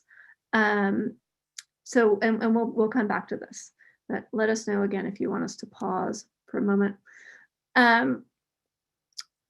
A little bit more detail about how we have been coordinating with the parks planning process. Our recommendation currently, and we would like to know if you support this, is that we retain the general parks plan ratio of 3.5 acres per 1,000 people as a benchmark for the level of service that, or the essentially the standard that we want to try to provide. And to think about how to use any parks fees to fund a high level of service and programming, whether parks fees could potentially be used for open spaces across the city. Again, this is something that we'll get into in much more detail as the planning process goes along and the TADF is updated after this plan is adopted. And we really want to be reflecting the approach in the Parks Master Plan and customizing that for Milpitas. So the question is on this page, do you support maintaining the 3.5 acres per thousand standard, which would be correlated to a points system as the basis for parks planning in Metro? So again, we'll come back to this question. Another important question when we're thinking about park space and we're in an urban environment which is more constrained is how do we make sure that some space is provided on site, some sites, on development sites. So there is currently a requirement or a goal in Milpitas's regulations that developers need to provide an adequate amount of on-site open space. Now that the city, may start to see development applications, and I believe that there has been one, or at least there may be one on the way that's looking for SB 35 processing. There are projects that may come through without discretionary review that are going to be relying on objective design standards. And so what we want to do is we really want to be measurable about what it means to provide adequate on-site open space. In this case, we're recommending that each development provide 100 square feet of on-site open space. And that can be a mixture of private space like a balcony and common or communal space, and also public space that's just in front of the development. And so our third question around parks and open space is, do you support a standard requirement of on-site communal open space? I also want to note that as we work into this requirement, we're going to be setting some standards that articulate what a high quality open space is. So you don't just end up with, a big paved field and that's your open space. So we'll think more about amenities and what's required there. We're also thinking a lot about the funding of open spaces. There are quite a few examples that we're sharing with city staff around how to do public-private partnerships, how to think about, on a privately owned site, if there is an open space, who is going to develop that space, who is going to maintain that space, who is going to eventually own that space, who's going to hold liability for it, and who's going to have access to it. So this is something that we are really considering in the planning process. Here are the few of the variables that I just listed, dedication, who owns the site, who pays for open space, who maintains it, what's the ratio that's required, or how do we think about what is adequate in terms of open space, and can the city have events and so on. All right, now Jane's going to talk a little bit more about sense of place and identity. So we were really stepping through one part of the vision last time, and here we are at the second part, which is the second half of our presentation. So we're going to talk about sense of place, and sense of place is a funny term. Like it's, really trying to describe, how you might think a place is unique or special or memorable, and whether or not you have a sense of belonging. It really has to do with a lot of feelings that are maybe not easily measurable, but it's somewhat measured with how happy you feel about a place or how connected you feel, or culturally connected, or have your identity with it. And of course, when we're talking about sense of place, we're also talking about the spatial understanding of it. So a lot of it might be what you might remember or dream of. And so it may be associated with physical place. Next slide, please. So the sense of place in terms of physical needs is really just a basic understanding of where you are and where you're going. So part of this, and maybe at the most basic level, there's wayfinding. So it's really maps, signs, logos, branding, things that make you have a clue, some association with a destination. These are all really important things, and actually we're really excited to see that cities of Milpitas is also working on some of this with branding. And then at the next level, next slide. Okay, the sense of place also has to do with social belonging and having the destination or the space to gather in, and places to interact, like parks or at cafes, or at local businesses, and how they interact with the public realm. And the more you see that the more of a sense of belonging you have. And then finally, the memorability of a place and how unique it is. And this is something for metro area to define as it goes, but it's the clues about the culture there, the connection to nature. And it also has to do with the architecture, the shape of the buildings and how they give you enclosure or how they frame a place. And it's all of these things that maybe you think of when you go and visit a place and you're like, oh yeah, that place was really cool. Now why? I mean, it's all a little bit below the surface, but the cooler the place has more of this sense, and it's created by things that you always remember. So what are we doing here? We're really talking about also open spaces and connections and, unique destinations. So there will be parks that are all linked together. Next, the way we see it is that there are a lot of places along these creek trails and spaces within the parks and between buildings as well that really serve as our public realm and our places to gather. And then also we are thinking of how to use a place like Great Mall Parkway and give it much more to it. Right now, it really serves mostly cars and pedestrians and bicycles at the sides don't feel all that protected or safe. So in order to really include everyone, also the overhead barrier is, the overhead structure is quite a barrier. One way to really enhance this whole street is to provide some memorable public art along that structure, and also to provide more space for different ways to experience it, especially by adding protected bike lanes for the bicyclists and more public space for people to gather and walk and talk and hang out. So those are some of the ways, and here's yet another image of how Great Mall Parkway could accommodate all of that with as a place to gather. And so with that, Christina, some policies on sense of place. Yes, this is the part of the presentation that you will be happy to know that I will not read to you. So each of these policies were in the agenda packet or the agenda report attachment. And I'll go through them very briefly. We are have crafted some draft standards or policies on urban design and sense of place. Like Jane mentioned, we want to provide a hierarchy of streets. So you have your busy streets and you have your neighborhood streets, and that forms kind of a complete sense of a neighborhood. We want to have public art and really enlist art as a way to make the space feel unique. Be like, oh, I am definitely in Milpitas. I've just gotten off BART. I know where we are, where I am. This is a special place. And also to integrate some branding and wayfinding. The city is currently in the process of developing a wayfinding and branding plan. And so we want to pull that through to Milpitas Metro so people have a really easy time getting around and navigating. We talked quite a bit about parks. We want to make sure that people can get to parks, that people have access to parks in their neighborhoods as well as potentially in their buildings or on their developments. We want to provide a range of different kinds of parks that have a high recreational value.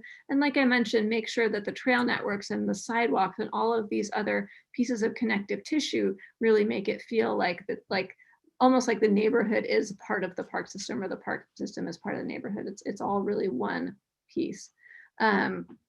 We are going to work closely with property owners to partner with them in developing open space, not only, on site, on buildings, in rooftop gardens and that kind of thing, but also potentially publicly accessible spaces.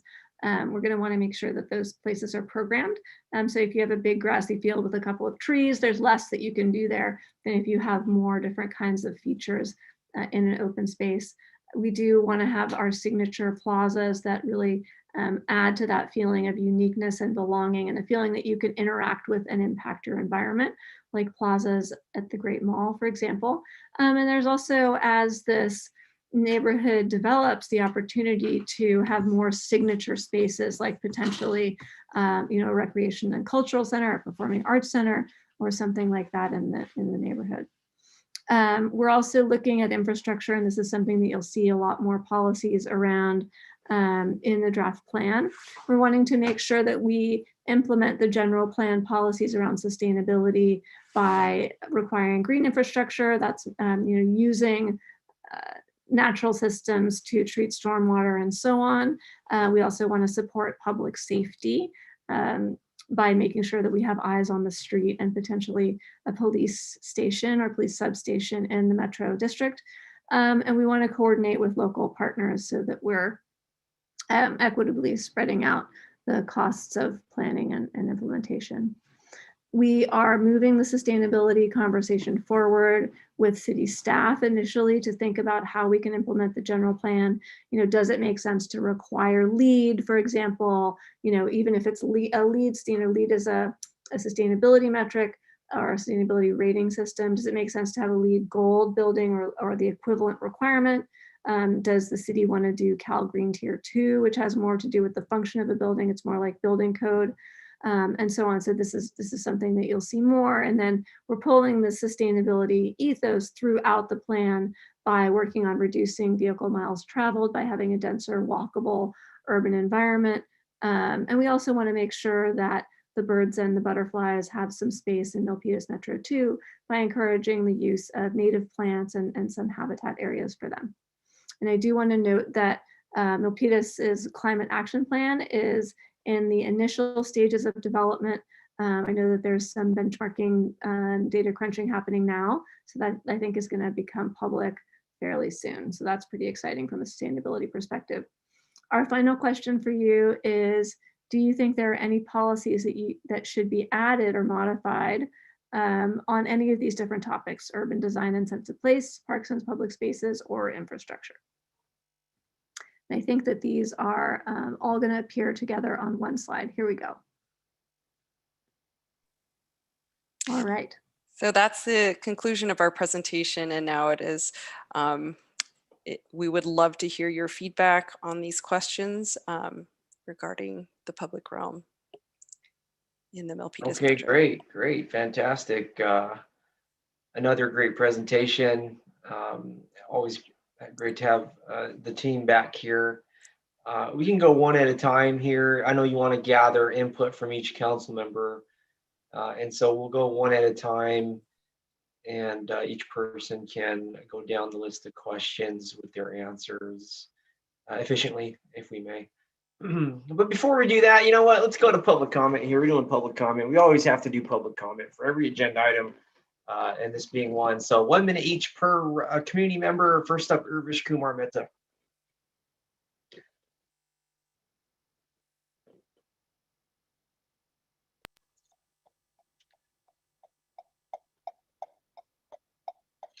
So hello.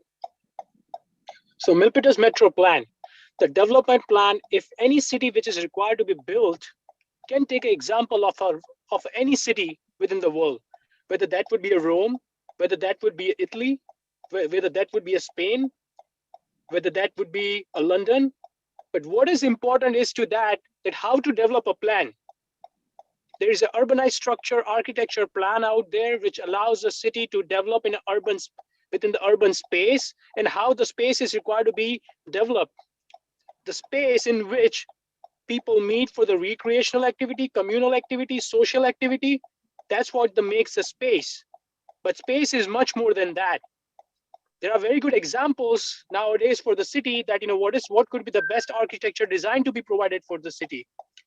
Take the top 10 designs for the city. Take a look at how city is required to be developed, and take it from there. Rome is definitely an example, and so would be the Spain. Hey, next up we have Mr. Montemayor. Welcome. Always a unique variety of comments here. Next up we have Voltaire Montemayor. Welcome. Thanks again. Very nice presentation. Yeah, this is the topic that I like all related to this plan. I'm with Parks PRCRC, and we talked about some of these last night, including Mr. Obismar. He also a public speaker last night. So we'll see, we will enjoy. And the ratio on 3.5 acre per 1,000 occupants of residents I think that's fair. That's good because we can expect more than that because Milpitas don't have a wide space. I mean, wide area to find wider ratio or bigger ratio. So it's great. I want to enjoy it, and I can see someday it's like some cities adjacent to us. So we'll enjoy. Thank you. Well, thank you very much, Mr. Montemayor. Next up, we have Matthew Kennedy. Welcome. Thank you, Mayor and Vice Mayor and council members. Good evening. I'm Matt Kennedy, the president of LoopWorks.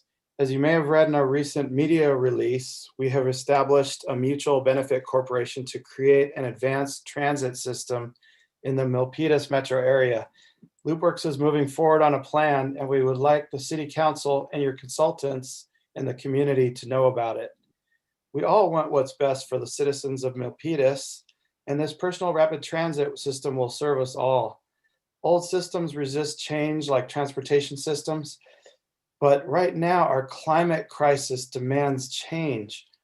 Any questions you or the consultants may have are answered on the website, milpitasprt.com. If you have difficulties with answers, please contact us on the About page, and thank you. Okay, next up, Robert Means. Okay.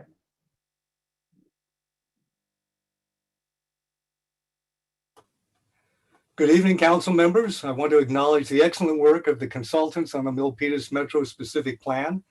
The LoopWorks PRT system will enhance that plan with an overlay that provides point-to-point transit service in the area.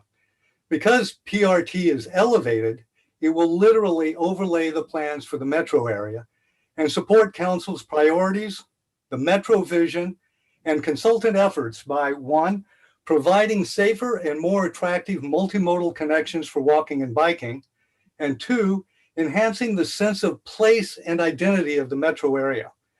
The metro plan is designed to facilitate higher density development close to the transit center, and PRT supports that goal, as does LoopWorks.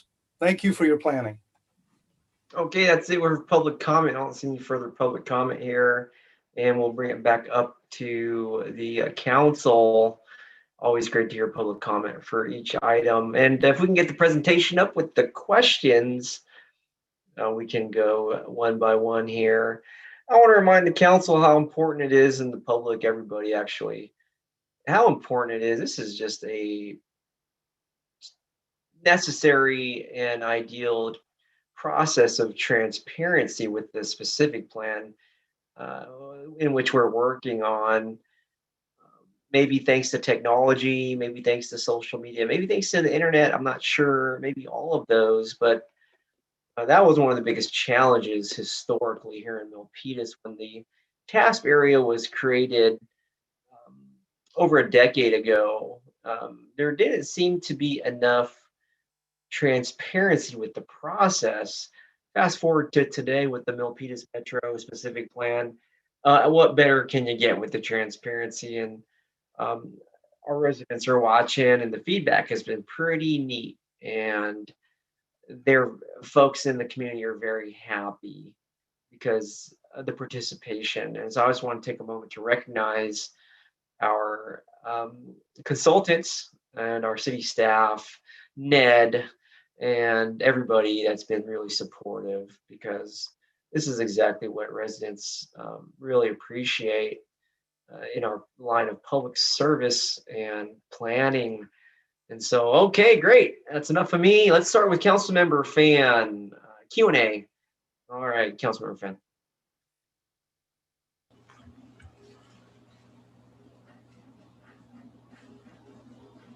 I thought the presentation was excellent. I pretty much going off of the presentation, I'm supportive. You guys have worked on this with great professionalism, and thank you for your patience in working with the city like Milpitas. Certainly, I hope it's worth the investment, and once the plan comes to fruition, that we'll have something that you can be proud of, and that we can also highlight here in Silicon Valley. Regarding the different parks model, can we go back to the slide? If that's all right. Or can you not see my screen share with the questions? Do you want me to go back to a particular slide, or do you want me to kind of describe the parks model a little bit? I think just the last slide on the parks. Okay. Yeah, I'm sorry to make you a little bit ill, but I do have to just go back like this. Oh, no worries.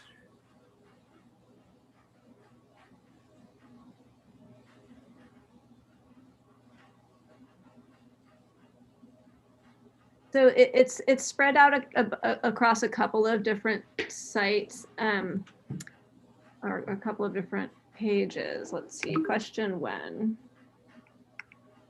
Here we go. So really the question is, do you support a level of service? It's like developing a point system or a methodology for figuring out how to get the experience in a larger park down to a smaller park, so you still have the same value. If it's difficult to actually acquire all of that land and then maintain it and so on. So that's the first question. And yeah, that scoring methodology would come, I'm sorry to interrupt, no worries, as part of the parks master planning effort. Sure. And then we would use it in Metro. Yeah, I'd go with the former, the parks level of service. Prefer that over the value system, I think. There's just so much that it's difficult to really quantify. And so let's move on to the next question.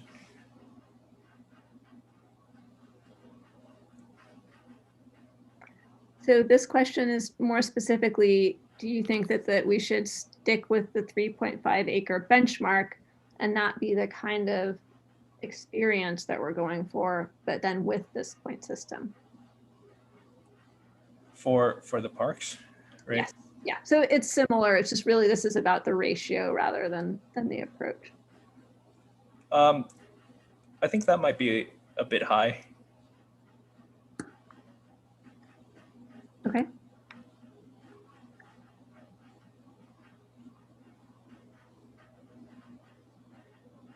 Yeah, I certainly support that. I would like a degree of flexibility in the event that it's not physically possible to accommodate.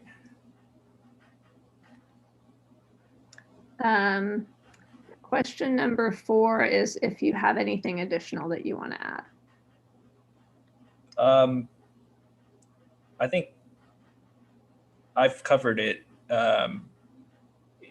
in my remarks on this topic in previous meetings. You guys have addressed most of it, so we're good here. Great work, everyone. Okay, great, fantastic. We're going to keep it moving here. Council member Dominguez.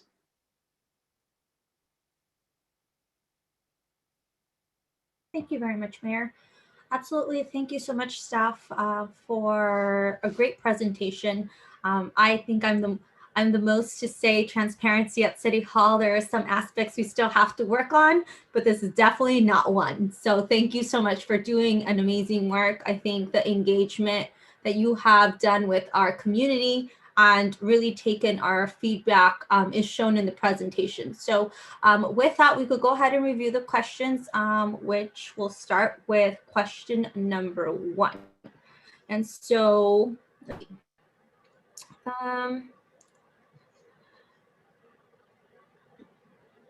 okay, so for this one, I definitely support the recommendations that staff have made. I think that you have incorporated some of the past comments, especially the first presentation. I think I gave you guys a whole list There was quite a variety of feedback in there. So I think with the number one question, I definitely support. So for me, it would be the value system. I do appreciate, but the parks level of service, I think as long as we maintained the service that that community members would like to see, I think that would be my just in terms of, you know, just making sure that that's what we're doing. I'm okay with the value point system that you guys are proposing. Question 2. Yes, so for this one, I see what you guys are saying in terms of the acres being too high, especially for some of the areas that you guys proposed. One of the things, and I think maybe it was in question 4, but really the utilization of rooftops, I think could add some access to the square footage and not necessarily have like the traditional park space that we see. But that is something that I would love to see, is the utilization of rooftops, not only in the newer buildings, but maybe even assessing some of the existing buildings and see how we could form and develop those as we are moving through these new developments as well. So I think if we're able to increase the footage doing it differently, I would be okay with it, because I understand that we would be able to do and accommodate more if we decrease the size a little bit. But that necessarily, I don't want the community to think that parks are not important and that we're just going to decrease the size of the square footage of parks, because that's definitely not what I'm saying. I just want to make sure that open space is available in a very different way, and making sure that I know we have a certain amount of land, and we can maximize the potential of that land usage if we just do it a little differently versus traditional settings. And so I don't know if that was I answered question 3 and 2, but yeah, I think you do. I'm sorry, I will skip back to the last one. The last one is just, do you have anything else that you want to add around these? No, I think you guys have, again, I think the private public partnerships are really important. One thing that you mentioned that totally caught me and I had not heard before was the environmental, making sure that we are using native plants to ensure that the butterfly population and our pollinators have a home as well here in Milpitas. So that's definitely something that I am a true advocate for. So thank you very much for incorporating that. I think that is going to be a very important element to our community, and something that I know our Girl Scouts, if they're out there watching, they're going to be very happy to hear that this is going to be able to happen in the future. So thank you very much for including that element. And that's all from me, Mr. Mayor. Thank you. Okay, next up we have Councilmember Chua. Thank you, Mayor Tran. Great presentation, everyone. I enjoyed it. Question 1, I support the parks level of service because I think that's important. We have to cater to what our residents want, and I think then they're gonna go for that the level of service. The acreage, I agree with a couple of my council members. It looks, I think you can go smaller in terms of acreage, because I've seen mini parks. If you look at the one that comes to mind is the Children's Museum. They have a very, very small space, but they're able to compact it with the different experiences. So, and being this is going to be one of our last few open spaces, I think we need to maximize what we can do with it. Do you support standard requirement? Yes. And do you have any other policies? The only one that I can think of is, because as you know, Milpitas is a diverse community. is there a way to make it flexible that that somehow the parks can be built with a different diversity in mind? I think that would be good. That would be a welcome change to Milpitas. That's all, and thank you so much. Awesome presentation. Appreciate it. Oh, fantastic. Thank you very much, Councilmember Chu. Next up, we have the Vice Mayor, Carmen Montano. Thank you, Mayor. First of all, I want to ask, who is Augustine Rothberg?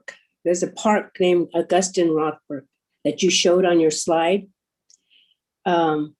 Anyway, for a later time, if staff can find out how that came to be and who is he, that'd be interesting to find out. But going back to the questions, so I do like your presentation, but I had a couple of questions on question number one.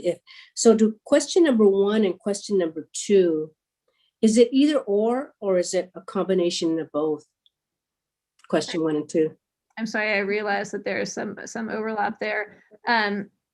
Let's separate it and say that question number one is essentially like, should we, and really it would actually be showing up in the parks master plan, but go in the direction of developing a kind of a point system to say, you know, this 10-acre park and this 7-acre park both deliver the same amount of value. And there's some conversion in there. There's a certain amount, like you can't get 10 acres worth of experience into 1 acre. So there's going to be like a cutoff of some kind. And the parks experts will help formulate that kind of methodology. So that's really question one, is do you think that that makes sense to start thinking about delivering value over necessarily like just acres, right? So like unprogrammed. More like I'm thinking it's more like a catered park for, let's say there's a cricket, there's a need for cricket because, you know, certain cultures want to have a cricket field. So I'm thinking that, or maybe it might be volleyball. So is that what you're saying? It's more catered, and if that is, so that kind of conflicts with question number two, because if you have a 3.5 acre, it's for everybody. So that's why I was either or is it the? No, they can go together. So the first question is like, should we do a point system at all? And the second question is does this ratio of parks acres per resident, so 3.5 acres per 1,000, make sense as the benchmark that we're trying to hit, although we know that we're going to need to do some conversion between the actual acres and the value. I see what you're saying. Yeah. So going back to question number one, in your presentation, you did make a remark about private park. And then can you expand on that? Because I didn't see it on here. I heard it. That's a really good question. So on the one hand, there are public parks, or at least publicly accessible open spaces or parks. And that could be, you know, either something that the city owns, or if, for example, if there's one on the Great Mall, it's possible that Simon could continue to own that park, but it would still be publicly available. But what we also want to do is make sure that there is private open space. So we're acknowledging that it's unlikely that we're going to hit that really large, like 50-acre park in Milpitas Metro, but we do want to make sure that there's a variety of open spaces. And one of the ones that's really important is having that on-site communal open space or outdoor space. And that's question number three, is should we really set a standard to say you have to supply at least 100 square feet per unit, for example, on each development site, so that, you know, people would be able to use that space. And it could be a rooftop, it could be a balcony, it could be, you know, a patio space or a plaza within their building, or even in the front of the building. So we're trying to come up with, you know, all of the different tools that we can use to make sure that folks have access to the outdoors and access to outdoor experiences in this urban environment. Does that make sense? And I guess I'm trying to clarify this. So if let's say that for example, question 2, I really do believe that we do have to have a 3.5 acre to 1,000 resident parks, because that's one of the reasons Milpitans move here, because we are one of the very few cities that provide open space. We have lots of parks, and I've had so many people tell me that's why they moved to Milpitas, because of the parks. And we have, compared to other cities, they hardly have any parks in their neighborhood.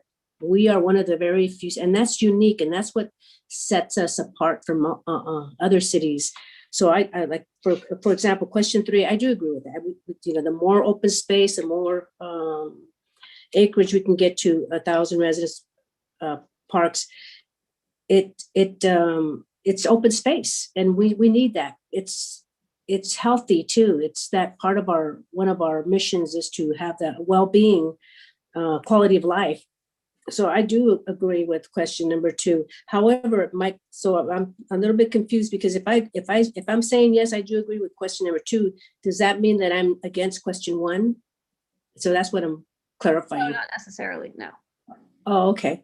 So so you could say that you are against question number 1, which would mean you actually want the acres without a point system.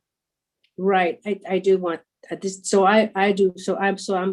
So thank you for clarifying that. So with that, I am against question number 1, because I would like question number 2, because that opens up more open space, which and children need, and not only just children, but adults, they need more open space. It's healthier.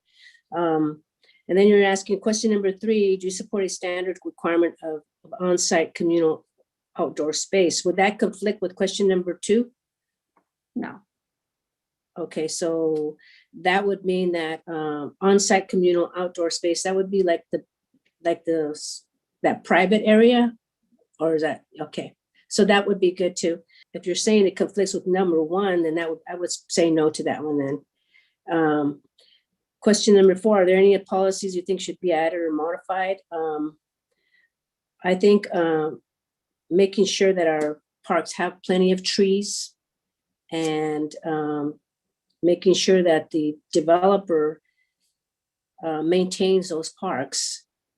And if that is the case, does that mean that it has to be private?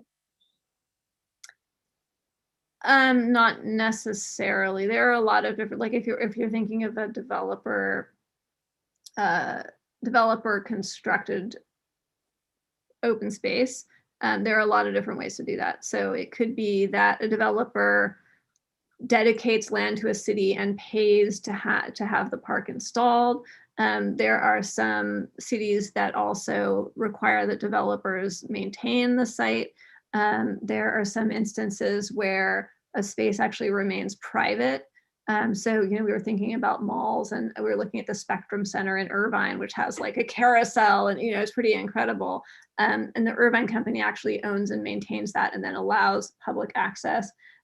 So there are lots of different ways to think about the ownership, the maintenance, the construction, liability. Can the city, if it's a privately owned space, can the city have a movie night there or something like that? So there's that kind of privately owned, publicly accessible space. And then there are things like rooftop gardens on apartment buildings where really it's just for the residents of that building. So we would call that a communal open space, but it's not public. I see. So for me, from my opinion, my input rather, I do want to maintain the 3.5 and maybe even compromise, maybe go to 3.0 to still provide, some patches of open space or parks. But I don't think that private, well, maybe, I'm not sure, but yeah, so those are my opinions. Keep it to the larger the park, the better, because people can run, they can do sports. When you have a little small park, it's only just, people just go there just to sit on a bench and enjoy, but they're not really moving, it's not really, I think the bigger park, the better. So, but I know I compromise with 3.0, but yeah, question number 2 is the one that I would go with. That's it. Thank you. Thank you very much, Vice Mayor Montano. And I'll go next here. Let's go ahead and answer them. Question number 1, I do not support the use of a different parks model. Question number 2, yes, I do support maintaining the 3.5 acres per 1,000 standard. Let me check in here. Maybe Jane or Ned. Is that that's the standard for the whole city, right? General plan? Yes, Ned, would you like to answer that? Yeah. I looked a moment ago, the new general plan, actually the existing general plan called for 5 acres per 1,000. Oh. In the rest of the city. It's a bit lower in the metro area, reflective of the more urban environment. And then, yeah, great. Yeah. And then What's the current TASP kind of ratio? Yeah, I believe it's the same, Jane, isn't it? It's 3.5 per 1,000. And then there's an allowance made for developers who provide private open space on their sites. They can provide of the 3.5 per 1,000, they can provide up to 1.5 as private open space on their site. Appreciate it. Great. That's all the answers I wanted to hear. Absolutely. Thank you so much. I always have great confidence going to you, Ned, throughout all our time here and your role in the department. You always got it. Always got it. Thank you. I'm smiling, but yeah, 3.5 acres is one thing to have the policy for a park space, but one part of the conversation I'd like to add to is I believe it's sort of like the in lieu fee, right? Developers can pay a fee to not have met the park requirement. Ned, can you elaborate, just detail that a little bit more?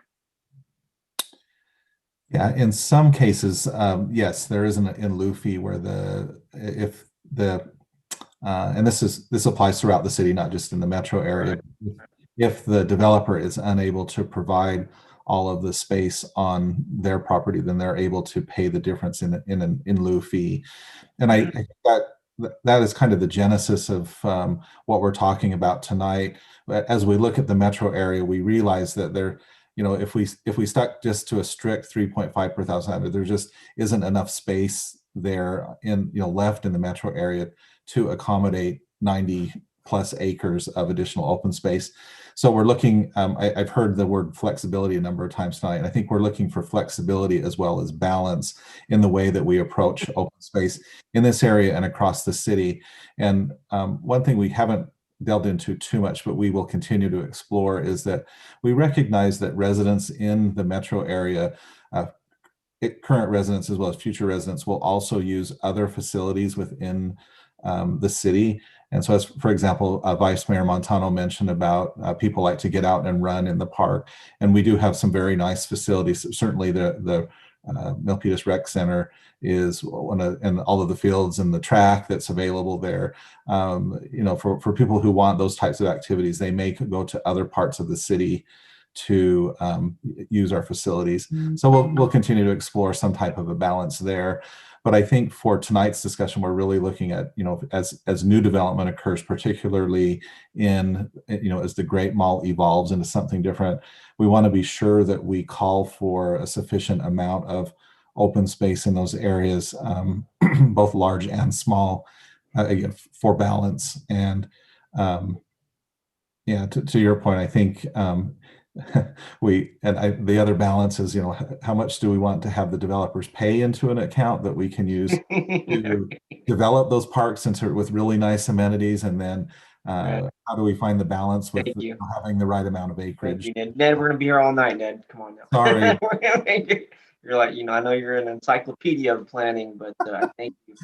Thank you so much. I don't mean to cut you off, but I always rich and full of information and responses. Thank you. But yeah, this is what I'm trying to get to is, you see so many developments over the years, and you kind of pick up things over the years. And so I would love for each development to have park space, but it has to make sense, right? And I think some of my colleagues do understand that. a development, it's each one's unique and it has to make sense. And sometimes the park space, there are times, I'm not saying all too often, but there are times where it's possibly better for a developer to pay this in lieu fee or this development fee, which goes back into the specific plan. And we've seen that. And I think that's really a great way for our city to build funds so that we can build these new parks or these other street changes on our city-owned streets. And so back to the questions, I'm veering back to my focus here. And thank you for moving the slides. I just go with the main last one. Where there's, I appreciate it. Thank you so much. Yeah. Okay, great. Thank you so much. Means a lot. So yeah, question number 2, I do want to stand with the vice mayor in supporting the maintaining the status quo. Let's not go down to 3.0. Let's keep it at 3.5 because the higher the number of acres, I think the more funds we can garner from the developer fees. If my city planning part of my brain is working. So question 3, yes. And question 4, I really like the policies that this team has brought forward. I mean, they're just way more vibrant and varying than I can think of. So I really just thank the team here for doing this. That's it for me. Let's go to virtual raised hands. Next up here, we have Councilmember Dominguez. Thank you very much, Mayor. Staff, I was actually reviewing some of my notes. And so on the policies for number 4, one of the things that I see, don't see on this final plan and that were in some of the others is I know we had talked about opportunities for small businesses and for us to incorporate that into some of the placemaking strategies that we could implement into this metro area. If it was either a space to maybe a small minority, a person of color or a woman-led business for them to start maybe their small endeavor in the metro plan. And so I didn't see that on this final plan. And I know that we had some in-depth conversations on that. So I just wanted to see if you could maybe provide me some feedback on that. And I believe that would go in probably question number 4, moving the policies. Sure, Councilmember Dominguez. So yes, we definitely heard you on that one, but today's presentation definitely focused on open space, but we absolutely expected that these open spaces would be right next to small shops and things. So they would offer the kind of outdoor spaces that would support, a cafe or restaurant or that kind of thing, or anything that would, the outside space that would support retail. I think that they really do go hand in hand, even though we weren't exactly explicit about it. It's in our minds, definitely, to include that. Okay, yeah, because I'm not necessarily thinking so much about retail as a traditional store. I think I'm talking about more like the placemaking in the middle of a park or in the middle of a quad. And so I didn't know that would quantify to outdoor spacing that we're talking about here, but it sounds like that's coming in a different plan. I just want to make sure that it's in there somewhere. And that's the same vision, kind of. It's not. I think your ideas are a bit ahead of ours, because I think that's a really great idea. And mainly, I think that whatever we do, we need to maintain the flexibility for those like future ideas of how that could work, especially with kiosks or kinds of, more mobile businesses or that kind of stuff. So I think what we'll do is really try to allow for those things to have a place.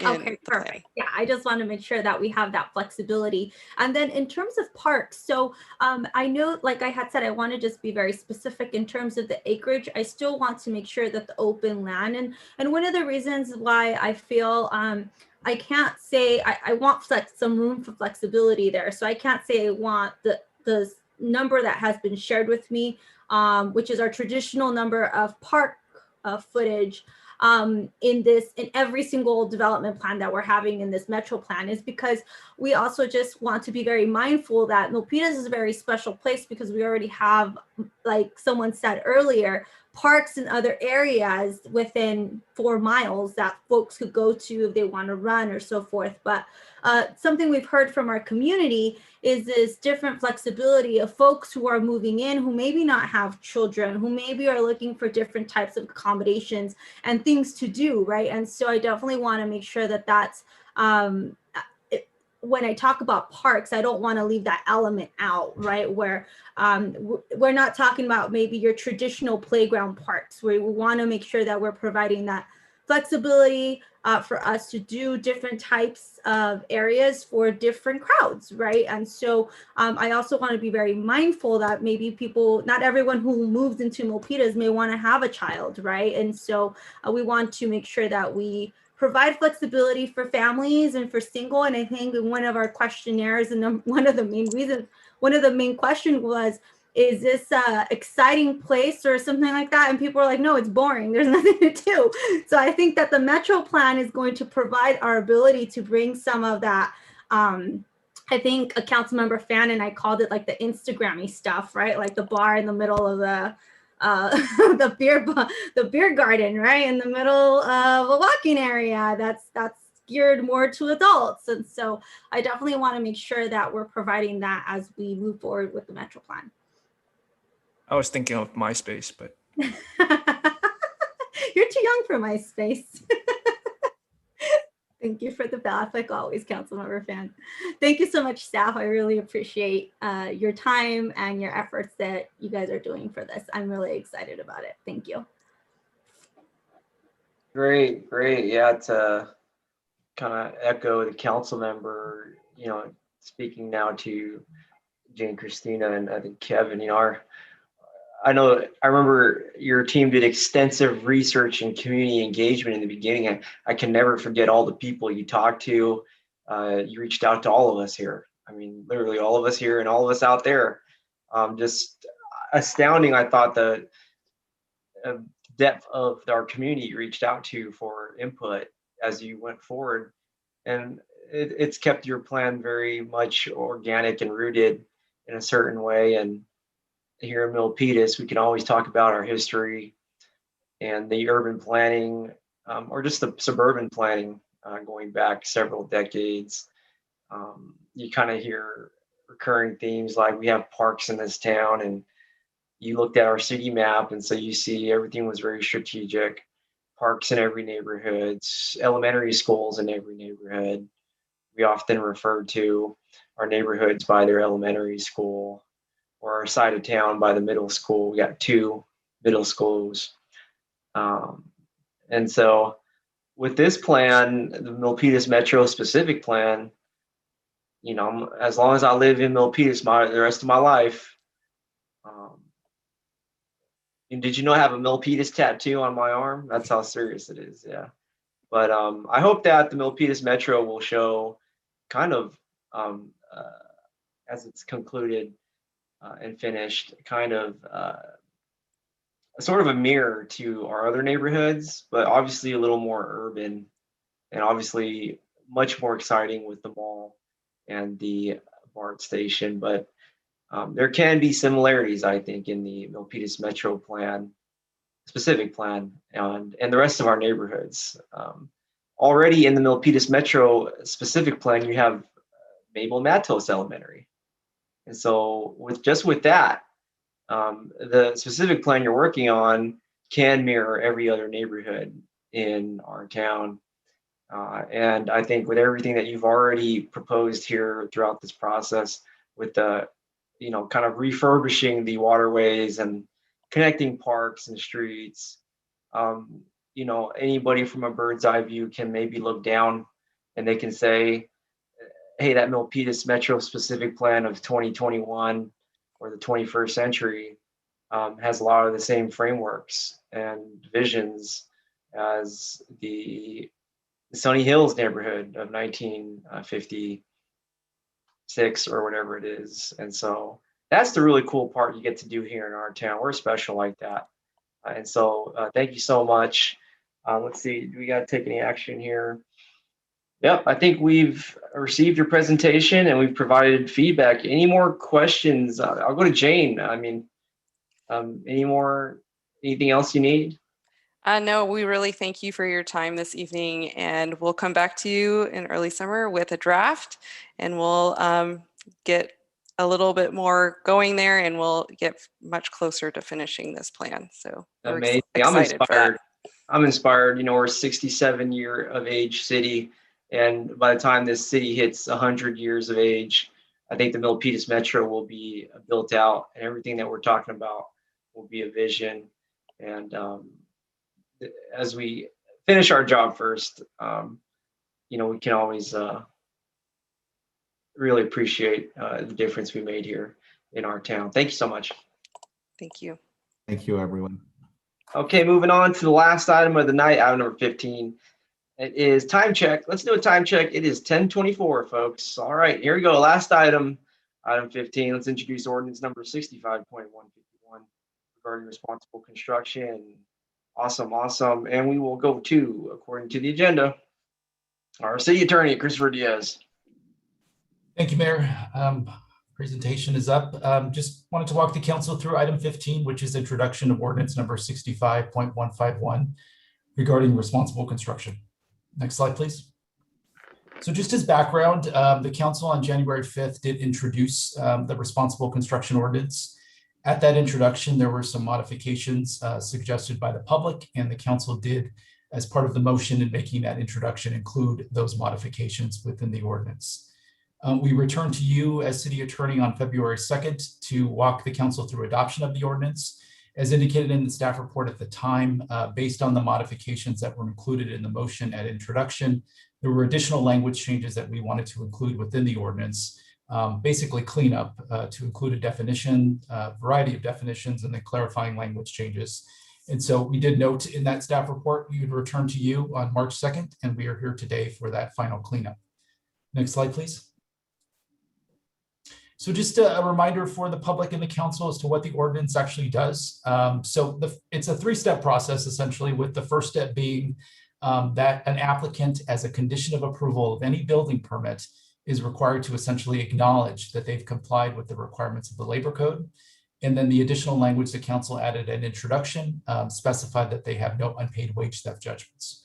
Now, keep in mind that project is defined under the ordinance as any new construction of greater than 15,000 square feet. So that would be private development within the city and not necessarily, and not city specific projects.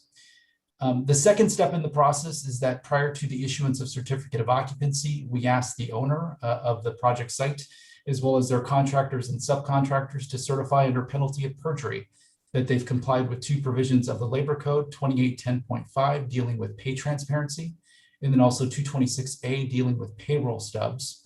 And then the additional language the council added at introduction is also that they have no unpaid wage theft judgments. Next slide, please. And then the final step in the process is the city's task at this point. So once we get those acknowledgements signed, we get the certification signed, the next step is for the city to essentially make two findings. And we would do that before issuing the certificate of occupancy. But the two findings are one, that the project owner, the contractor, and subcontractors have essentially complied with the ordinance as a whole. And then separate and apart from that, that the city has not received any information from the California Labor Commissioner of any violations of Labor Code Section 226 or 2810.5. Next slide. And then in terms of enforcement built into the existing ordinance that the council has adopted is basically the ability of the city to ask for either payment of any unpaid wage theft judgments, a lien to be imposed on the property to deal with, or a bond rather, to deal with any unpaid wage theft judgments. And then we would only release or issue that certificate of occupancy rather if there is clear evidence that they've either made the payment or that there is a bond that they are issuing. Next slide, please. Now, walking the council and the public through the changes, and so we are returning for just cleanup here. But in the section on definitions, we have included an unpaid wage theft judgment definition. One of the things, as you know, the council did make at introduction as part of their motion, language that specified unpaid wage theft judgments. But at the time, we didn't have a clear definition within the ordinance. And so we've now included a clear definition within this draft ordinance that's before you. The definition tracks our existing wage theft policy that's internal to the city. And so anytime that we as a city go out and buy supplies and services, we ask every consultant that we contract with to basically certify that they have also no unpaid wage theft judgments. And so rather than create a new definition, we took that definition from our existing policy and built it into this ordinance so that staff has consistency across the board. In addition, in this section, we included clarifying revisions to the terms contractor and project. And then we also added a clear definition for labor commissioner. Next slide. Now, with regard to the acknowledgement, which is the first step in the process, we wanted to modify this section just a bit. One of the things we had within the existing ordinance that's in place now is a requirement that as the building permit is issued, that there would be a condition on that building permit to essentially have the owner of the project site acknowledge that they have to comply with the ordinance. Under state law, there is a body of law called vested rights. And so if a building permit is issued, oftentimes a owner of property has a vested right to continue construction. And if the city tries to stop that process, it could raise legal risk. And so rather than have the acknowledgement tied to the issuance of a building permit, so a building permit gets issued and then there's a condition of approval, what we did here is modify the language so that the acknowledgement will be required before we issue that building permit as a condition of getting that building permit. This way, no building permit would have been issued and the city is not dealing with a vested rights argument from a property owner if they fail to comply. Second, we've also included language here and modified this section just slightly to indicate that the owner, the contractor, and subcontractors need to comply with the ordinance as a whole. Council at introduction in January included unpaid wage theft judgments in this section, but rather than have it here, in the second step is where that requirement kicks in. And so we just revised this section to acknowledge that they just have to comply with the ordinance at this time, with the second step requiring compliance with or certifying rather to any unpaid wage theft judgments. Next slide. In the section on pay transparency, we did include some minor clarifying revisions, but no substantive changes in this section. And then finally, we've included a new section to essentially add an additional enforcement tactic for the city. As noted in prior slides, the enforcement mechanism in the existing law today is basically either the payment requirement or a bond. What we wanted to do is add an additional level of teeth for the city if they wanted to essentially enforce this in another manner. And one way that could be done is through conditions of approval. And so obviously the ordinance exists and is a requirement if a private developer meets the specifics of the ordinance. But an additional way that we can make it a requirement would be under any kind of condition of approval for a land use permit. That would give the city additional authority to essentially look at revocation or modification of that permit if they're not complying with those conditions, or just reopening the permit to discuss compliance with the conditions. Next slide. So with that, following the reading of the title by the city attorney, the recommendation is to waive the first reading beyond the title and introduce the ordinance. I'm happy to answer any questions that the council has. Thank you very much, Chris. Let me go straight to public comment here. We got a couple raised hands in order of the hands. Public comment, here we go. 1 minute tonight. I want to welcome our guest tonight. We see ya. Okay, great. First up, Urvesh Kumar Mehta.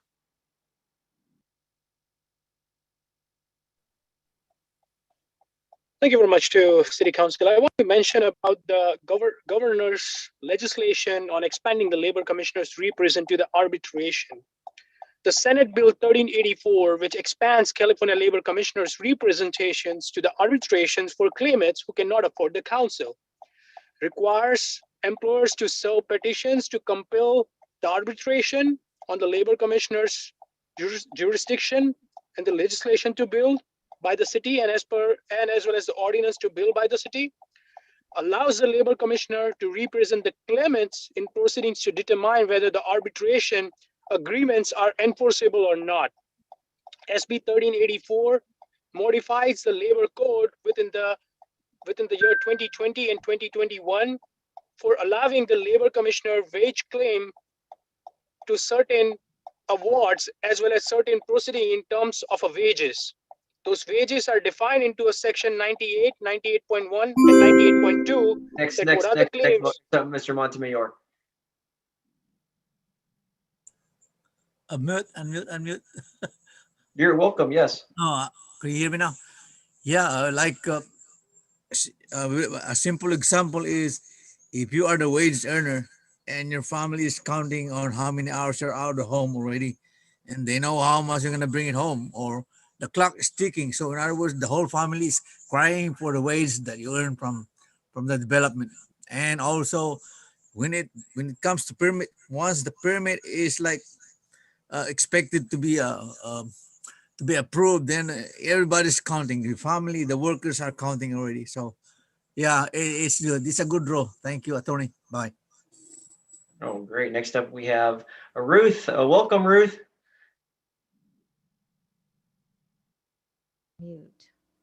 Yes. Thank you so much for addressing wage theft. Milpitas is always in the lead. I do want to say that I want to be clear that this ordinance precludes the issuance of building permits or certificates of occupancy without when there's no unpaid wage theft judgments. Also, I would like to see, or the Wage Theft Coalition would like to see removed this land use provision. We only want to go after contractors and subcontractors. At that early stage, there's neither of them identified. Also, you know, that particular provision speaks about revocation. We just want to see non-issuance of certificates of occupancy and building permits. We're not interested in citation or. Okay, great. And we may come back to you. If we need more information. Next up here, Forrest Peterson. Hello, Mayor and Honorable Chancellors. Are you able to hear me okay? Welcome. Yeah, welcome. Thank you. So I am a PhD in Stanford Engineering and in this role I speak on behalf of Stanford, you know, within the capacity of the Wage Theft Coalition. And so I'm just going to quickly read off the public data for Milpitas. So there's 206 wage theft cases, specifically to construction, resulting in a total of $1.35 million in stolen wages. Of that, approximately 10% has been returned, which is $123,000. And that's fairly typical that 10% is returned, but 90% remains stolen. That represents 382 discrete wage and hour violations affecting 340 workers. 41 employers have multiple cases recorded against them. So when I hear a industry lawyer call in and say this isn't a problem, I find. Thank you very much. Okay, that's it with public comment, folks. Everybody has had their opportunity, each person. Thank you. Let me bring it back up to the council here. I want to go straight to my colleague and recognize Council Member Fan for his leadership on this item. I'm always in support of Council Member Fan. He really, over the course of I think over a year now, has been bringing some pretty good stuff to the dais, and so let's go to Councilmember Fan for this item. Thank you. I think that I'm only as good as the support that staff provides, the support that the community members that have been working on this policy. You know, it's been a tremendous collective effort. So I do want to acknowledge all those involved. It's a good policy. I think overall, it really does hold a lot of the people who cheat the system accountable. I am a bit uncomfortable just with one of the sections, and that's section 3, 32.8, namely because oftentimes the moment, or I'm sorry, let me rephrase. Occasionally you will have people who entitle a project the moment it gets entitled, the moment it gets the final maps approved, they sell the entitlements, and now it's passed on to a different developer or a builder developer. And I want to make sure that it's the action, that the discretionary action that we would have is during the building permit stage. So this is after entitlements have already been established. And so it's really just that one main section. So I would ask that that language be struck out regarding entitlements, but still ensuring the teeth that needs to be left in there. And ultimately, I do have a question. With those changes, I just want some clarification as to whether building,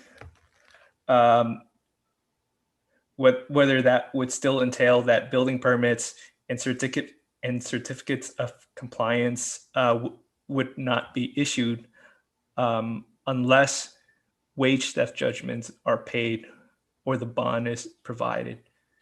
So would removing that section still make that notion valid? Yeah, thank you, Councilmember Fan. Yes, I would say this. The council has discretion to, if you want to remove the section 3-32-8.00. It's not a requirement to include within this, and it was just an additional option, I think, for the council to consider. But if you're inclined as a majority to remove that, that is fine. And then if that is removed, it would not change any of the other requirements within the ordinance. Okay, thank you. Yeah, would that require an additional hearing? So for purposes of tonight, the council could introduce this with just the deletion of 3-32-8.00 and a renumbering of the section below that, private right of action, which is currently 9.00 would become 8.00. Okay. And that would not require another hearing other than adoption, which could occur at your next meeting. Okay, thank you. That would be my request, but I'm gonna defer the rest of my time to my colleagues. Thank you, Chris. Thank you very much. Thank you very much, Councilmember Fan. I will really support Councilmember Fan's recommendations tonight on this item. Next up here, we have Councilmember Dominguez.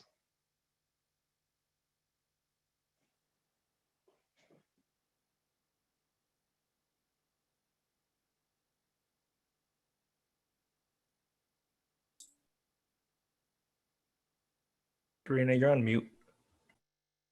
Thank you very much. I appreciate that, Councilmember Fan. So I definitely wanted to support the things that have been brought forward from you. So I definitely agree with the those statements. Councilmember Fan, I know you've been working really hard on this, and so one of the other things that I would like to see, I know in section 32, I think it's 32.6 and 32.7, along the same lines that you have touched on in regards to unpaid wage theft judgments, I just want to make sure that those words are included. And I didn't know if that's something that you would feel comfortable in making sure that we include those words in those two sections, just to ensure clarification of that language policy, of the policy in itself. So, Chris, are those terms included elsewhere that would address the council member's concern? No, thank you for the question. Yes, so the unpaid wage theft judgment language is in that 32-5.00, so on the basically the certification. And so it would require an owner, a contractor, subcontractor to certify basically before getting that certificate of occupancy that they have no unpaid wage theft judgments. Now, if you look down at 32-6.00 in that subsection A, there is a requirement that the city make a finding before issuing that certificate of occupancy that the owner, contractor, and any subcontractors have essentially complied with the ordinance as a whole, which would mean they would have to certify as to any unpaid wage theft judgments. And if at any point we got evidence from an outside source that they do have unpaid wage theft judgments, they would have violated the ordinance at that point by certifying that they have none. And we get basically, if information was to come in to say that they did have some, then I don't think the city could make that finding under 32-6.00 under A. So I do think it's covered. It's just a longer way to get there, but it is there in my opinion. Okay, I just want to make sure that the assurance to the ordinance is just to address that. And so I would feel comfortable if we could add it to at least 32.6. So the reason why I would hesitate is I believe that would require an additional hearing. That's the only reason. Got it. Okay, Yeah. understood. Okay, thank you. Unless I'm mistaken, Chris. No, I mean, I think these are great questions. I think what I would want to do if there was a desire to include that language is take a look at it and just look at the legal risk associated with that. And so the council could delay introduction of this to give me time to look at that. And that would be my recommendation so that we're not adopting a new ordinance every few months in terms of minor tweaks. Totally. Or we can come back at a later point and look at that. But yeah, totally at the discretion of the council. Again, I want to be just respectful of, I know there's been a lot of work going into this, so I definitely, I'm okay with it as long as it sounds like it's taking the primary concern that I have is being taken care of. So as long as that's clear, I'm okay with it not being in there because I just don't want this delayed. Thank you, Councilmember. Absolutely, thank you. Very well. Next up, we have Councilmember Chua. Thank you, Mayor Tran. Councilmember, could you please read the 32-600? I mean, you could the read it one yourself. that- I would like to support this as well, but I need to just understand what that is. You want me to No, physically it's read? through the chair. I mean, Chris, can you please read 32-600? I think that's the number. Or I missed it. Councilmember Chua, I'm happy to. So that section is compliance determination. And so as I indicated, there's a 3-step process. The first step is obviously the acknowledgement. The second step is the certification. And then this final step that I'll read is really the city making legal findings before issuing that certificate of occupancy. But what it indicates is that prior to issuing a certificate of occupancy for the project, the city shall make a finding of compliance with this chapter. Such a finding shall be issued if subsection A, the city determines after a review of the certification that the owner, contractor, and any subcontractors have complied with the provisions of this chapter. And B, the city has not received any information from that the labor commissioner has found violations of Labor Code section 226 or 2810.5 regarding construction work performed on the project. Okay, perfect. Thank you. I'll support this. Thank you. Fantastic. Thank you very much, Councilmember Chua. And we'll go to the next official here, Vice Mayor Montano. Thank you, Mayor. Thank you, Anthony, for doing the research and really putting a lot of hard work into this. And I am aware that many subcontractors are guilty of, stealing laborers' wages. So this is really good that you're putting this forward. So with that, I'm going to support this as well. Fantastic, fantastic. Okay, great. All right, I will look to Councilmember Fan to make the motion. I'm happy to, but I just want to reiterate again, I didn't actually do much work on this. This is, yeah, this is mainly the work of the Wage Theft Coalition in coordination with City Attorney's Office and staff. I'm just a very small part, but I'm very humbled and I appreciate the support from my colleagues. That said, I'll move to. We'll go to the city attorney. Approval. Yeah. Yeah. Second. We'll go to the city attorney to read the title.